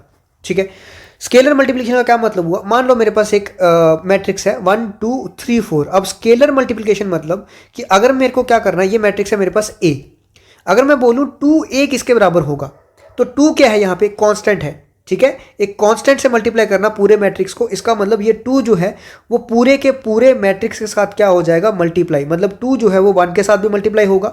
तो 2 जब 1 के साथ मल्टीप्लाई होगा तो क्या बनेगा, ऐसा मैं लिखता हूँ 2 × 1। यहाँ पे इसके साथ भी होगा तो क्या बन जाएगा 2 × 2। यहाँ पे इसके साथ भी होगा तो क्या बन जाएगा 2 × 3। यहाँ पे इसके साथ भी होगा तो क्या बन जाएगा 2 × 4। तो सबके साथ मल्टीप्लाई होगा तो क्या बनेगा 2 4 6 और 8, ये आपका बन जाएगा मैट्रिक्स। क्या ऑर्डर चेंज हुआ, नहीं। पहले ऑर्डर कितना था 2 × 2, तो स्केलर मल्टीप्लिकेशन से ऑर्डर दोबारा क्या रहा 2 × 2। तो स्केलर मल्टीप्लिकेशन से कभी भी आपका ऑर्डर जो है वो चेंज नहीं होगा। इतना समझ आया आपको क्या बोला मैंने। ये जो चीजें मैं साथ साथ बोल रहा हूं ना, जैसे ये नोट है, ये आपका नोट है एक किस्म का, ये आपको मेरे साथ साथ लिखना पड़ेगा। ठीक है, नहीं तो आपको ये याद भूल जाएगा। तो क्या लिखता हूं मैं, स्केलर मल्टीप्लिकेशन से ऑर्डर चेंज नहीं होगा। ठीक है, ये आप साथ साथ लिखो मेरे, जब तक आप नहीं लिखोगे देखो आपको ये भूल जाएगा, मुझे पता है क्योंकि मैं भी स्टूडेंट रहा हूं, मुझे भी पता है चीजें भूल जाते हैं जब तक नहीं लिखते हैं उसको। स्केलर मल्टीप्लिकेशन से ऑर्डर चेंज नहीं होगा, कुछ भी कर लो। तो एमसीक्यू फॉर्म में ऐसी चीजें बहुत ज्यादा जरूरी होती हैं। यही बेसिक होता है कि अगर आप कैलकुलेशन पार्ट रहने भी दो ना चैप्टर का, अगर आप क्वेश्चन रहने भी दो, ये ऐसा बेसिक पार्ट होता है कि अगर हो सकता है कि आपका मतलब जैसे पिछली बार हमने देखा match the following type question आए थे, यहाँ पे दिया हुआ है मैट्रिक्स और यहाँ पे आगे कुछ वो दिया हुआ है, मतलब ऑप्शन दिए हुए हैं, तो हो सकता है कि आप एलिमिनेशन से इसको सॉल्व कर दो। इसीलिए जो चीज मैं बोलता हूं वो बहुत ज्यादा इंपॉर्टेंट होती है। जो मेरे मुंह से निकला, मतलब पढ़ाई के रिलेटेड, ऐसे नहीं फालतू चीजें नहीं, पढ़ाई के रिलेटेड जो भी मेरे मुंह से निकला वो बहुत ज्यादा इंपॉर्टेंट है। वो किसी भी फॉर्म में, आपका एमसीक्यू फॉर्म में, इक्वेशन फॉर्म में, कहीं भी आपको यूज हो सकता है। ठीक है, अब देखो छोटी छोटी चीजें लिखना मुझे भी यहाँ पे, मतलब मैं क्या, अब मैं बार बार हर एक चीज में जब बोलूंगा हर एक चीज तो मैं यहाँ पे लिख नहीं सकता। ठीक है, उसके लिए तो फिर वही होगा 2-3 घंटे का लेक्चर चला जाएगा एक। ठीक है, आपको पता चल गया होगा मेरे पढ़ाने का क्या तरीका है अभी तक। तो जो जो मैं बोलता हूं ना, साथ में अपने पेन कॉपी जो है वो लेके रखा करो, उससे आपका ही फायदा होगा, मुझे फायदा नहीं होने वाला है उससे। आप पेन कॉपी रखोगे, मुझे फायदा नहीं होना। मेरी कोई दुकान तो है नहीं कि मैं यही बोलूंगा कि मेरी दुकान से कॉपी लो, मेरी दुकान से पेन लो। तो पेन कॉपी अपने साथ रखा करो। ठीक है, आई होप आपको यह समझ आया होगा स्केलर मल्टीप्लिकेशन क्या होता है। सिमिलरली मैंने ऊपर क्या किया था, यहां पे भी किया था ना -1 से मल्टीप्लाई। तो जब मैंने -1 से मल्टीप्लाई किया था तो सारे के सारे b के साथ क्या हो गया था, -1 क्या हो गया था, मल्टीप्लाई। तो ये भी क्या था, एक स्केलर मल्टीप्लिकेशन ही था। ठीक है, इतना समझ आ गया आपको। इतना समझ आ गया तो अब दूसरी मल्टीप्लिकेशन चलते हैं, कहां पे, जो मैट्रिक्स मल्टीप्लिकेशन होती है वो कैसे होती है उस पर चलते हैं। अब देखो यहां पे थोड़ा सा आपको ध्यान जो है ना वो ज्यादा देना पड़ेगा, क्योंकि बेसिक्स में अगर कुछ मुश्किल है मैट्रिक्स में तो वो क्या है, मल्टीप्लिकेशन ऑफ मैट्रिसेस। ये थोड़ा सा मुश्किल है, बाकी हमने जितना भी अभी तक पढ़ा वो बिल्कुल आसान था, लेकिन यहाँ पे थोड़ी सी मुश्किल आपको आने वाली है। तो इसीलिए मैं बोल रहा हूँ अब अपना ध्यान जो है वो पूरा यहाँ पे लगा के रखना। मान लो मैंने 2 मैट्रिक्स लिए, एक मैट्रिक्स मैंने क्या लिया 2 5 8 और 10, ये एक मैट्रिक्स है। और दूसरा मैट्रिक्स मैंने कौन सा लिया, मैंने ले लिया 5 और 50। अब सबसे पहले तो मुझे ये बताओ ये कौन सा मैट्रिक्स है। ठीक है, आपका टेस्ट भी साथ साथ में चलता रहेगा। अब ये बताओ ये कौन सा मैट्रिक्स है। ठीक है, कोई है धुरंधर जो बता सकता है कि ये कौन सा मैट्रिक्स है। ये है स्क्वायर मैट्रिक्स। क्यों, क्योंकि पहले तो ये बताओ इसका ऑर्डर कितना है। इसका ऑर्डर है 2 × 2। स्क्वायर मैट्रिक्स क्या होता है, जब m = n होता है। तो यहाँ पे है m = n, m मतलब नंबर ऑफ रोज, n मतलब नंबर ऑफ कॉलम्स। तो ये क्या है, स्क्वायर मैट्रिक्स। कोई धुरंधर इसका बता सकता है, ये 2 रोज है और 1 कॉलम है, एक ही कॉलम है, मतलब कौन सा मैट्रिक्स हुआ, कॉलम मैट्रिक्स हुआ। ये कौन सा मैट्रिक्स हुआ, स्क्वायर मैट्रिक्स हुआ। ठीक है, मल्टीप्लिकेशन में फर्क नहीं पड़ता, कोई भी मैट्रिक्स हो सकता है, वो फर्क नहीं पड़ता फिलहाल। बट हमें फर्क क्या पड़ता है उस चीज से मैं आपको बता रहा हूं। देखो ये हो गया, आपको इतना पता चल गया। अब यहाँ पे मल्टीप्लिकेशन में सबसे ज्यादा दिक्कत कहाँ पे आएगी बच्चों को, बच्चा ये सोचेगा, पहले मैं यहाँ पे एक और एग्जांपल ले लेता हूँ ना साथ में आपको, ताकि क्लैरिटी और हो जाए। ये देखो मैं दोबारा से यहाँ पे ले रहा हूँ 1 2 3 4। ठीक है, तो ये भी क्या है 2 × 2 का। अब देखो ध्यान से, अब बच्चा क्या सोचेगा, फिलहाल इसको ना इग्नोर करो, फिलहाल इस वाले को इग्नोर करो, अगले 2 मिनट के लिए, 1 मिनट के लिए, बाकी फिर मैं समझाता हूँ आपको। तो अभी आप इन दोनों को देखो, ठीक है। जब आप इन दोनों को देखोगे तो मैं पहले हटा ही देता हूँ, आपका दिमाग मुझे पता है कि यही जाएगा। तो मैं क्या कर रहा हूँ, मैं इन दोनों को लेके चल रहा हूँ। जब मैंने इन दोनों को लेके चला तो जैसे आपने क्या किया, जैसे आपने अभी एडिशन की ना, कि इस वाले को क्या किया आपने, पहला वाला जो एलिमेंट था उसको क्या किया, पहले वाले से ऐड, सेकंड वाला जो एलिमेंट था सेकंड वाले से ऐड, थर्ड वाला जो था थर्ड वाले से, फोर्थ वाला जो था फोर्थ वाले से। बच्चों को लगेगा कि मल्टीप्लाई में भी यही करना है कि पहले पहलों को मल्टीप्लाई कर दो, दूसरे दूसरों को मल्टीप्लाई कर दो, इसको इससे कर दो, इसको इससे कर दो। इस तरह से मल्टीप्लिकेशन बच्चों को लगेगा कि होने वाली है, लेकिन ऐसे मल्टीप्लिकेशन नहीं होती। सबसे पहला आपका जो है, सबसे पहला पॉइंट आपका मल्टीप्लिकेशन का, नोट सबसे पहले लिखो। नोट में सबसे पहला पॉइंट क्या आएगा कि नंबर ऑफ, मान लो मैं इसको ए मैट्रिक्स मान लेता हूं और इसको बी मैट्रिक्स मान लेता हूं, तो मैं क्या बोलूंगा, number of columns of matrix A should be equals to number of rows in matrix B. ये तभी ही मल्टीप्लिकेशन पॉसिबल है, नहीं तो मल्टीप्लिकेशन पॉसिबल नहीं है। मल्टीप्लिकेशन पॉसिबल होने के लिए क्या है मेरे पास, कि नंबर ऑफ कॉलम्स जो है मैट्रिक्स ए में वो किसके बराबर होने चाहिए, number of rows in matrix B. ठीक है, ध्यान से सुनना, ये बहुत बच्चा कंफ्यूजन यहाँ पे क्रिएट करेगा। बच्चों को लगेगा कि number of columns in matrix A, तो यहाँ पे भी कॉलम्स होगा, या किसी को लगेगा कि दोनों की रो सेम होनी चाहिए। नहीं, पहले के कॉलम और दूसरी की रोज जो है वो सेम होनी चाहिए, तभी मल्टीप्लिकेशन क्या है, पॉसिबल है। पहले के कॉलम मतलब पहले का कॉलम क्या है 2, दूसरे के रोज मतलब दूसरा का रो क्या है 2, तो मल्टीप्लिकेशन पॉसिबल है, बिल्कुल पॉसिबल है। समझे बात मेरी, बिल्कुल समझ गए सर। अब आते हैं इस वाले पे, जो मैंने यहाँ पे छोड़ा था ना आपके लिए, इस वाले पे आते हैं। देखो, अब देखो यहाँ पे क्या था, अब मैं इसको मिटा देता हूँ क्योंकि इसका काम मिटाता नहीं हूँ। चलो दोबारा से नीचे लिख लेता हूँ एक बार। अब देखो यहाँ पे आपको क्या दिखा, number of columns of matrix A किसके बराबर है, क्या number of rows of column B के बराबर है, बिल्कुल है। इसका मतलब मल्टीप्लिकेशन पॉसिबल है। पहले तो ये चीज ध्यान रखो, ठीक है। इसका क्या मतलब हुआ, मल्टीप्लिकेशन पॉसिबल है। सपोज करो मेरे पास एक मैट्रिक्स और होता, यहाँ पे मैंने एक एग्जांपल और ले लेता हूँ क्योंकि आपको साथ साथ समझ आना चाहिए। देखो, अगर समझ नहीं आएगा तो ना ही वो मुझे मज़ा आएगा उस चीज़ में पढ़ाने में, तो ना ही आपको वो समझ आएगा तो मज़ा आएगा पढ़ने में। देखो यहाँ पे क्या है, 2 और 3, सॉरी एक सेकंड रुक जाओ, 1 2, यहाँ पे ऐसे कर लेता हूँ 3 4 5, तो ये क्या आ गया, 3x3 का मैट्रिक्स। अब सपोज करो कि मुझे क्या देखना है कि क्या ए और इसका नाम मैं दे देता हूं सी, मुझे चेक करना है कि क्या ए और सी की मल्टीप्लिकेशन पॉसिबल है कि नहीं है। ठीक है, कई बार क्या होगा कि उन्होंने क्या दिया होगा, ए मैट्रिक्स दिया होगा और सी मैट्रिक्स दिया होगा, नीचे 4 ऑप्शन होंगे कि इसको जब मल्टीप्लाई करोगे तो क्या आंसर आएगा। हो सकता है एक में क्या दिया हो, नॉट डिफाइंड, क्या बोला हो, एक ऑप्शन में नॉट डिफाइंड बोला हो, तो आपको नॉट डिफाइंड मार्क करके आना है। क्यों, क्योंकि यहां मैं चेक किया कि number of columns of A, columns कितने हैं 2, ये किसके बराबर होने चाहिए, इसके रो के बराबर होने चाहिए, लेकिन इसमें रो क्या है 3, तो ये बराबर नहीं है। इसका मतलब इनकी मल्टीप्लिकेशन पॉसिबल नहीं है। ठीक है, तो इस प्रकार का क्वेश्चन आपको एग्जाम में पूछा जा सकता है। आई होप ये सबको समझ आया होगा। अब इतना तो समझ आ गया कि क्या होता है, कैसे करना होता है। अब आपको ये समझ आना चाहिए कि मल्टीप्लिकेशन करनी कैसे है। हमको ये तो पता चल गया कि मल्टीप्लिकेशन पॉसिबल है कि नहीं, अब मल्टीप्लिकेशन करनी कैसे है उसको ध्यान से सुनना। 2 मिनट अगले मुझे और दे दो, 2-3 मिनट, आपको मल्टीप्लिकेशन समझ आ जाएगी, मेरी गारंटी है पूरी। अब देखो, मल्टीप्लिकेशन के लिए मुझे क्या करना पड़ेगा, मुझे जानबूझ के इसको मैं क्या करता हूँ, इसको मैं फर्दर डिवाइड करता हूँ ताकि आपको क्लियरली समझ आए। आपको एक मल्टीप्लिकेशन समझ आ गई ना, तो फिर आपको कहीं पे भी दिक्कत नहीं आने वाली है। बट स्टार्टिंग में आपको दिक्कत थोड़ी बहुत आएगी, जो बच्चा नया है उसको तो आएगी एटलीस्ट। जो पुराना है, जिसको आता है, वो इसको थोड़ा सा स्किप करके आगे जा सकता है, कोई इशू नहीं है। ठीक है, ये ए है और ये मेरे पास क्या है, बी है। ध्यान से ज़रा सुनना ताकि आपको क्लियरली समझ आ जाए, क्योंकि आप ही लोगों की डिमांड थी कि सर हमको बिल्कुल बेसिक से पढ़ाओ। तो सबसे पहले मुझे क्या करना है, इसका ऑर्डर कितना था, इसका ऑर्डर था 2x1। तो सबसे पहले मैं क्या करूंगा, ए की पहली रो उठाऊंगा। क्या करूंगा, ए की पहली, ये क्या हो गया, एक सेकंड रुको, ए की क्या करूंगा, पहली रो उठाऊंगा। जब मैंने ए की पहली रो उठाई, उसको मैं किससे मल्टीप्लाई करूंगा, बी के पहले कॉलम के साथ। ठीक है, बी के पहले कॉलम के साथ। अब मल्टीप्लाई करूंगा कैसे, एलिमेंट वाइज, मतलब जो इसका पहला एलिमेंट वो कहाँ जाएगा, इसके पहले एलिमेंट के साथ मल्टीप्लाई होगा। तो जब ये मल्टीप्लाई होंगे, क्योंकि ए की क्या थी, पहली रो, तो ये एलिमेंट कहाँ पे आएगा, पहली रो में ही आएगा। तो इसका मतलब मैं क्या लिखूंगा, 2 × 5 लिखूंगा। ठीक है, अब ये दूसरा एलिमेंट था, तो मुझे मल्टीप्लाई करना है इसको किसके साथ, इसके नीचे कॉलम वाले के साथ। तो इसका क्या आ जाएगा, प्लस, बीच में क्या आ जाएगा, क्योंकि सारे साइन क्या है, प्लस वाले। अगर माइनस वाला साइन कहीं पे होता तो मैं माइनस लगा देता। तो ये क्या बन जाता, 5 × 50। क्या मेरी पहली रो खत्म हो गई? बिल्कुल खत्म हो गई। तो पहली रो खत्म हो गई, अब मुझे कहाँ आना है? दूसरी रो में आना है। जब मैं दूसरी रो में आता हूँ तो दोबारा मेरे पास क्या है? एक और मेरे पास क्या है यहाँ पे, मतलब नंबर है, मतलब कुछ हाँ नंबर्स है। तो दोबारा मुझे क्या करना है? इसको अब पहले वाले के साथ, क्योंकि कॉलम तो एक ही है ना दूसरे मैट्रिक्स में, और किसी से मल्टीप्लाई तो कर नहीं सकता। तो यहाँ पे क्या लिखूंगा? यहाँ पे लिखूंगा 8 इंटू 5 प्लस ये 10 को दोबारा किसके साथ? 50 के साथ, प्लस 10 इंटू 50।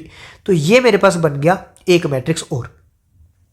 तो अगर मैं इसको सॉल्व करूं तो 10, 5 इंटू 2 10, 50 इंटू 5 250, 250 प्लस 10 260, 8 इंटू 5 40, और ये कितना हो गया? 500। तो ये कितना बन गया? 540। तो ये मेरे पास मैट्रिक्स बन गया। अब यहां पे एक चीज समझने वाली ये है कि जो मैट्रिक्स बना उसकी रोज कितनी है? 2 रोज हैं सर। उसके कॉलम्स कितने हैं? 1 कॉलम है सर। इसका मतलब यहां से ये निकल के आया कि जो मैट्रिक्स बनेगा मल्टीप्लाई करके उसकी रोज उतनी ही होंगी जितने पहले मैट्रिक्स की रोज हैं, उसकी कॉलम्स उतनी ही होंगी जितने दूसरे मैट्रिक्स की कॉलम है। क्या समझ आया?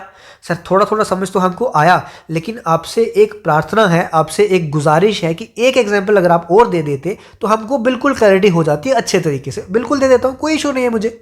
एक एग्जाम्पल और देखो। अब देखो ये आपके आगे दूसरी एग्जाम्पल जो आपने मेरे को रिक्वेस्ट किया, आपकी रिक्वेस्ट है तो माननी तो पड़ेगी। सबसे पहले मुझे क्या चेक करना है कि क्या इसकी मल्टीप्लिकेशन पॉसिबल है कि नहीं। तो ये इसका ऑर्डर कितना है? 2 क्रॉस 2। इसका ऑर्डर कितना है? 2 क्रॉस 2। तो इसके नंबर ऑफ कॉलम्स जो है इसके नंबर ऑफ रोज के बराबर होने चाहिए। क्या वो बराबर है? बिल्कुल बराबर है। अगर बराबर है मतलब मल्टीप्लिकेशन पॉसिबल है। पहली चीज तो ये आ गई। अब मल्टीप्लिकेशन अगर पॉसिबल है तो सबसे पहले मुझे क्या करना होगा? मुझे इसका लेना होगा फर्स्ट रो। क्या लेना होगा? First row. और यहां से क्या लेना होगा? First column. समझ आया आपको इतना? अब मुझे करना है इनको कॉरस्पॉन्डिंग एलिमेंट्स को करना है मल्टीप्लाई। कॉरस्पॉन्डिंग एलिमेंट मतलब 2 को करना है, 2 को करना है किसके साथ? इसके 1 के साथ। 5 को करना है किसके साथ? इसके 3 के साथ। और ये किस में आएगा? ये फर्स्ट रो में आएगा। क्यों? क्योंकि अभी क्या चल रहा है हमारा? फर्स्ट रो वाला चल रहा है। तो 2 को 1 से मल्टीप्लाई करूंगा तो क्या आएगा? अब मैं 2 इंटू 1 लिख देता हूं। बीच में क्या कोई माइनस साइन है क्या? कहीं पे नेगेटिव है क्या? कुछ नहीं है। तो बीच में क्या आएगा? पॉजिटिव। 5 किससे जाएगा? 3 से। तो मतलब 5 जाएगा नहीं, 5 इंटू 3 आ जाएगा। पहली रो का काम खत्म। अब लेकिन पिछले वाले में क्या था? पिछले वाले एग्जाम्पल में क्या था? यहाँ पे कॉलम एक ही था, तो इसीलिए हमारे वाला पहली रो का काम जो है वो खत्म हो गया था। लेकिन अभी पहली रो का और काम है। क्यों? क्योंकि यहाँ पे कॉलम 1 तो है, यहाँ पे कॉलम क्या है? 2 भी है। ठीक है, यहाँ पे कॉलम जो है वो 2 भी है, तो इसीलिए मुझे अभी काम और है। अब देखो दोबारा मेरे पास क्या है? दोबारा मैं जाऊंगा अब क्योंकि मेरे पास कॉलम 2 है तो मैं क्या करूंगा? कॉलम 2 को यहां पे मार्क कर देता हूं। रो मेरे पास पहले ही चल रही है, तो अब क्या करूंगा? यहां से क्या जाएगा? यहां से जाएगा कहां पे? इस 2 पे, और इस 5 से जाएगा कहां? इस 4 के साथ। तो 2 इंटू 2 कितना हो जाएगा? 4। तो मैं ऐसे लिख सकता हूं 2 इंटू 2। यहां 5 इंटू 4 है तो प्लस 5 इंटू 4 लिख सकता हूं। आ गया? ठीक है जी, आ गया। पहली रो का काम खत्म। क्यों? क्योंकि 2 कॉलम थे, उसमें दोनों के साथ मल्टीप्लाई कर चुका। समझ आ गया? आ गया, बिल्कुल आ गया। ये पहली रो थी और पहले कॉलम के साथ मल्टीप्लाई किया तो कहां आया? पहली रो और पहले कॉलम में। ये पहली रो थी और दूसरे कॉलम के साथ मल्टीप्लाई किया तो कहां आया? पहली रो और दूसरे कॉलम में। इतना समझ आ गया कहां पे लिखना है? ये वाला कभी ऐसा गलती मत करना कि ये वाला मैं यहां नीचे लिख देता हूं, नहीं। क्या है? ये पहली रो और सेकेंड कॉलम है, तो पहली रो और सेकेंड कॉलम, तो ये कहां लिखना है? यहां पे लिखना है। ठीक है, अब ये सेकंड रो है, सेकंड रो का दोबारा किसके साथ होगा? पहले कॉलम के साथ। तो ये सेकंड रो और पहला कॉलम, तो इसको कहां लिखना है? यहां पे लिखना है। ये बच्चों को कंफ्यूजन होती है कि लिखना कहां होता है। अब मल्टीप्लाई मैं थोड़ा सा जल्दी करूं क्या? 8 को किससे करूंगा? 1 से। तो क्या आ जाएगा? 8 इंटू 1। 8 को किससे, 10 को किससे करूंगा? 3 से। तो 10 इंटू 3 कितना हो जाएगा? 30 हो जाएगा। अब दोबारा इसको मेरे को अभी सेकंड कॉलम के साथ भी करना है, तो 8 को किससे करूंगा? 2 के साथ। तो कितना आ जाएगा? 8 इंटू 2। 10 को किससे करूंगा? 4 के साथ। तो कितना आ जाएगा? 10 इंटू 4। ठीक है, तो ये मेरे पास बन गया। अब सॉल्व करूंगा तो 2 इसका यहाँ कितना आ जाएगा? 2, 5 और 3 15, 15 और 2 कितना आ जाएगा? 17। 2 और 2 4, 5 4 20, 20 और 4 24 हो गए। 8 इंटू 1 8, 30, और ये आ जाएगा 38। यहाँ से 16 और यहाँ से 40, तो यहाँ से 56। तो ये जो बना, इसका ऑर्डर कितना बना? 2 क्रॉस 2। तो यहाँ से ऑर्डर क्या बनता है? ऑर्डर होता है पहला वाला जो है वो number of rows of first, और दूसरा वाला जो है वो number of columns of second. यहाँ पे आपने देखा होगा कि इसका जो ऑर्डर बनता है फाइनल, वो क्या होता है? उसकी नंबर ऑफ रोज उतनी ही होती है जितनी पहले मैट्रिक्स के नंबर ऑफ रोज हैं, और उसकी कॉलम्स उतनी ही होती हैं जितने सेकंड मैट्रिक्स के नंबर ऑफ कॉलम्स हैं। ठीक है, आई होप अब आपको क्लैरिटी जो है वो हो गई होगी। अब मैं आपको एक 3 वाला करा देता हूं और ताकि आपको और अच्छे तरीके से क्लियर हो जाए और फिर हम अपना आगे बढ़ेंगे। ठीक है, ध्यान से देखो। अब देखो मैंने ये 2 और मैट्रिक्स लिए हैं। सबसे पहले तो हमें देखना है ऑर्डर कितना है। सर 2 नंबर ऑफ रोज है और 3 नंबर ऑफ कॉलम्स है, मतलब 2 क्रॉस 3 इसका ऑर्डर है। यहाँ पे बी का ऑर्डर सर 3 नंबर ऑफ रोज है और 2 नंबर ऑफ कॉलम्स है, मतलब 3 क्रॉस 2 इसका ऑर्डर होगा। अब सर आपने बोला था कि मल्टीप्लिकेशन तभी पॉसिबल है जब number of columns of first, columns of first मतलब पहले के कॉलम कितने हैं 3, दूसरे के कॉलम कितने हैं सॉरी दूसरे के रोज कितने हैं 3। तो आपने बोला था number of columns of 1 equals to number of rows of 2 जब बराबर होंगे तभी मल्टीप्लिकेशन पॉसिबल है। तो सर ये तो बराबर है, इसका मतलब सर मल्टीप्लिकेशन पॉसिबल है, बिल्कुल सही मल्टीप्लिकेशन पॉसिबल है। आप सर मल्टीप्लिकेशन करके हमें बता दो, थोड़ा थोड़ा हम लोग क्या करेंगे साथ साथ में हम लोग भी कोशिश करेंगे, हमको जहां पे डाउट होगा हम लोग आपका यहाँ पे सॉल्व कराया हुआ देख लेंगे। ठीक है, तो आप लोग भी साथ साथ में कोशिश करो करने की, मैं आपको करवाता हूँ साथ में। लेकिन देखो ध्यान से देखना, आप एक चीज मैं यहां पे आपको पहले ही बता दूं कि जो इसका मैट्रिक्स बनने वाला है मुझे बताओ उसका ऑर्डर कितना होगा। सर मुझे क्या पता, वो तो बनाऊंगा तो पता चलेगा। नहीं बेटा, मैंने आपको अभी बताया कि जो लास्ट में मल्टीप्लाई करके ऑर्डर बनता है वो उसमें रोज उतनी होती है जितनी पहली वाले में रोज है। तो पहले वाले में कितनी रोज है 2, उसमें कॉलम्स उतने होते हैं जितने दूसरे वाले में कॉलम है। तो कॉलम कितने हैं 2। इसका मतलब ये जो मैट्रिक्स बनेगा वो कौन सा बनेगा, वो 2 क्रॉस 2 का मैट्रिक्स बनेगा। मतलब इसमें कितने एलिमेंट्स आएंगे सर, 4 एलिमेंट्स इसमें आने वाले हैं। ये आपको पहले ही पता चल चुका है, समझ आ गई। अब देखो मल्टीप्लिकेशन होती कैसे है। अब देखो क्योंकि आपको ये पता चल चुका है कि आपके पास 2 क्रॉस 2 का मैट्रिक्स आने वाला है, तो सबसे पहले क्या होगा, जो पहली रो है ए की और जो पहले कॉलम है बी के वो मल्टीप्लाई होंगे। ठीक है, और मल्टीप्लाई कैसे होंगे, जो इसका पहला एलिमेंट है वो इसके पहले एलिमेंट के साथ, जो इसका दूसरा एलिमेंट है वो इसके दूसरे एलिमेंट के साथ, जो इसका तीसरा एलिमेंट है वो इसके तीसरे एलिमेंट के साथ। मतलब पहले होगा 1 इंटू 2। ठीक है, 1 इंटू 2 तो क्या बन जाएगा, वो 1 इंटू 2 इस तरह से बन जाएगा। ठीक है, दूसरा होगा -1 इंटू -1, तो बीच में क्या आता है, बीच में प्लस, और मल्टीप्लाई किसकी होगी -1 और -1 की। ठीक है, बीच में दोबारा क्या आएगा प्लस। अब मल्टीप्लाई किसकी होगी 2 और 5 की, तो 2 इंटू 5, समझ आई। तो ये किसके बराबर बन जाएगा, ये बन जाएगा 2, और यहां से -1 इंटू -1 +1, 2 इंटू 5 कितना हो गया 10, तो 10 और 1 12 और 10 और 1 11 और 2 कितने हो जाएंगे 13। तो पहली एंट्री आपकी क्या आ जाएगी 13। ये कौन सी एंट्री आई, फर्स्ट रो और फर्स्ट कॉलम की। इसका मतलब ये आया फर्स्ट रो और फर्स्ट कॉलम वाला, समझ गए। उसके बाद आपको क्या करना है, फर्स्ट रो ही रखनी है और जाना कहां पे है, सेकंड कॉलम में। तो यहां पे मैंने आपके लिए बना दिया है, फर्स्ट रो और सेकंड कॉलम में जाना है। मतलब 1 को किससे मल्टीप्लाई होगा 7 से, -1 किससे मल्टीप्लाई होगा 1 से, 4 किससे मल्टीप्लाई होगा -4 से। कौन सी एंट्री है ये, फर्स्ट रो और सेकंड कॉलम वाले की। तो कहां पे आएगी, फर्स्ट रो और सेकंड कॉलम में, मतलब यहां पे कितना आया था 13, अब यहां पे आएगा। अब जो भी मल्टीप्लाई करके आएगा, देखो मैंने आपको बहुत मल्टीप्लिकेशन करा दी, आपको मैंने 3-4 क्वेश्चन करा दिए, मैंने आपको बता भी दिए, यहां पे भी मैंने आपको एक एंट्री करा दी। अब थोड़ा सा आपका फर्ज भी बनता है कि आप पे अपने से कैलकुलेशन करो। तो यहां से कैलकुलेशन करके जो भी आएगा वो कहां लिखना है, यहां पे। अब पहले वाली रो की बारी खत्म हो गई, अब किसकी बारी है, सेकंड रो की। तो अब आ जाते हैं नीचे, अब सेकंड रो की बारी है, तो सेकंड रो को किससे मल्टीप्लाई करेंगे, पहले कॉलम से।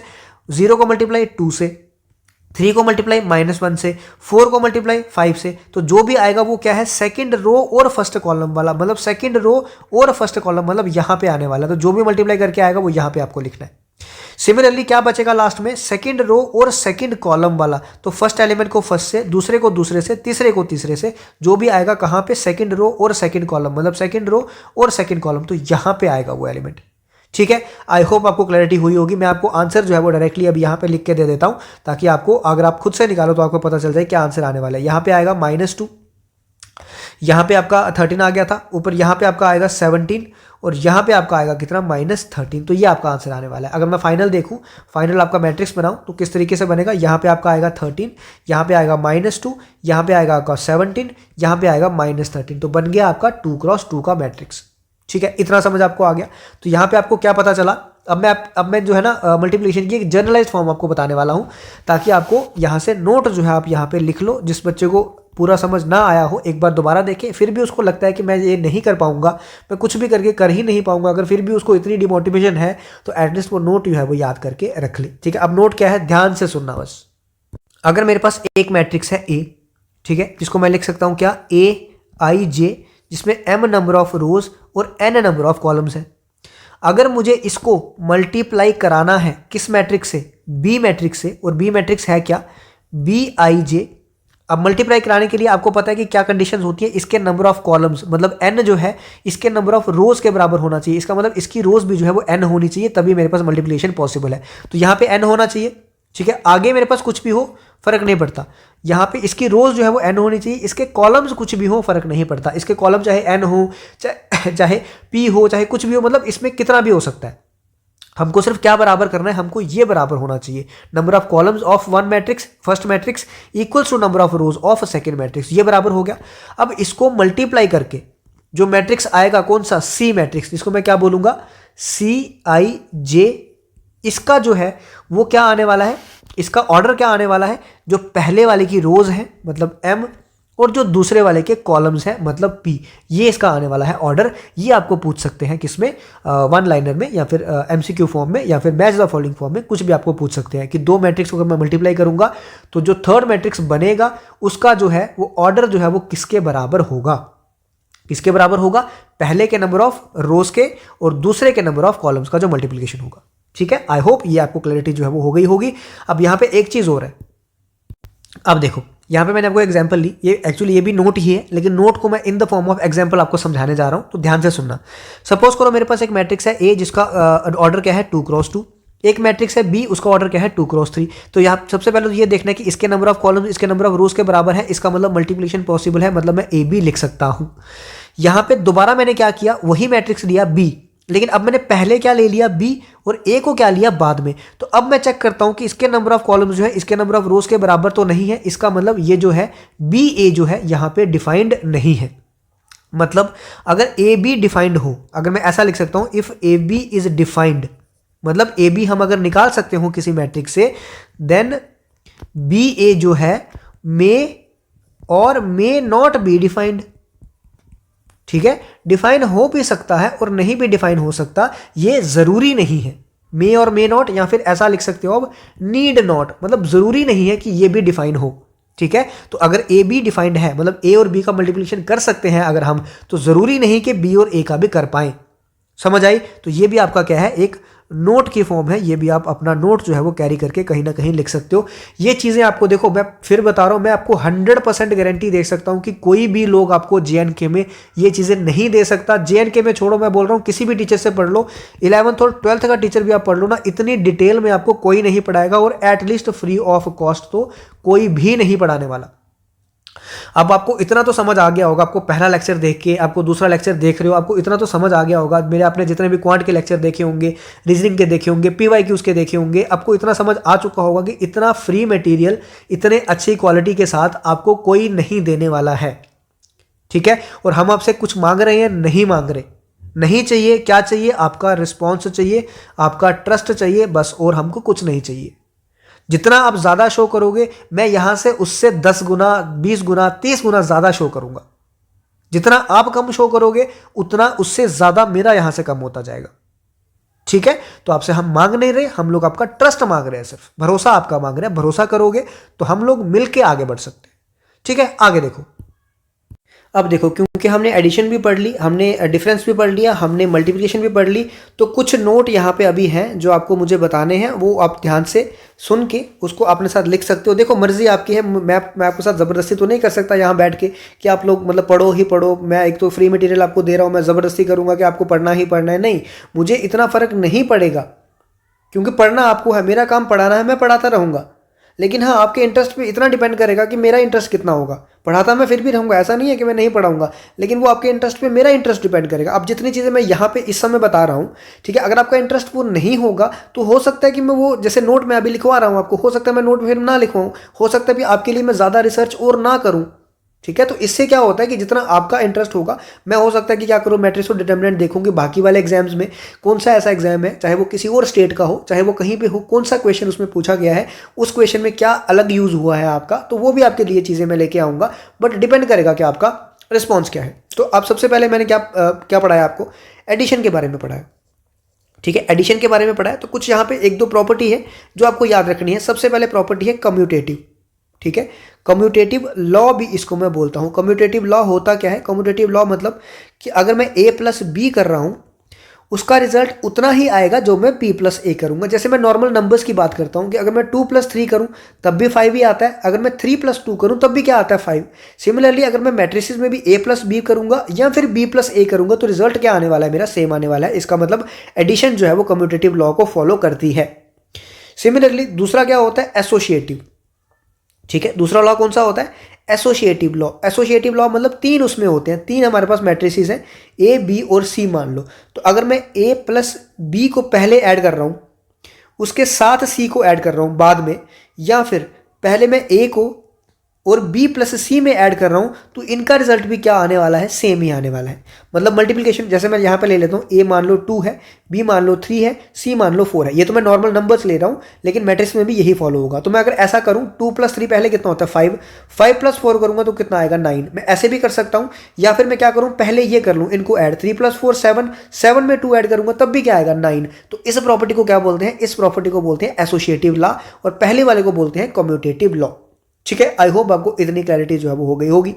ठीक है, अब यहाँ पे एक थोड़ा सा पॉइंट है जो आपको हो सकता है कि ना समझ आए, कोशिश मैं करूंगा, थोड़ा सा ध्यान से देखना, 1 मिनट दे दो आपको समझ आ जाएगा। देखो, अगर मैं किसी मैट्रिक्स में जीरो मैट्रिक्स ऐड कर दूं, मैंने आपको कल बताया था जीरो मैट्रिक्स को मैं किससे रिप्रेजेंट करता हूं, कैपिटल ओ से रिप्रेजेंट करता हूं। अगर मैं किसी में जीरो मैट्रिक्स ऐड कर दूं, सपोज करो ये नॉर्मल नंबर्स हैं, अगर मैं 1 में 0 ऐड कर दूं तो क्या आता है, वही 1 ही तो आता है ना। तो इसको मैं ऐसे भी लिख सकता हूं कि जीरो मैट्रिक्स में मैंने कुछ मैट्रिक्स ऐड किया तो आएगा क्या, उसका रिजल्ट आएगा तो वही मैट्रिक्स ना। मतलब कुछ ऐड करने पे वही सेम मैट्रिक्स मेरा अगर आ रहा है तो उसको मैं क्या बोलूंगा, उस जीरो को मैं उस केस में क्या बोलूंगा, उसको बोलूंगा एडिटिव। ध्यान से सुनना, ये क्वेश्चन आपका कई बार पूछा जाता है। एडिटिव आइडेंटिटी, क्या बोलूंगा, additive identity for matrix addition.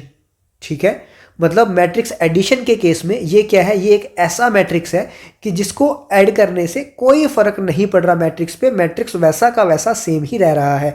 तो उसको मैं क्या बोलूंगा उस केस में, उसको बोलूंगा additive identity for matrix addition. इतना समझ में आ गया। एक और यहाँ पे प्रॉपर्टी है, फिर हम आगे चलेंगे।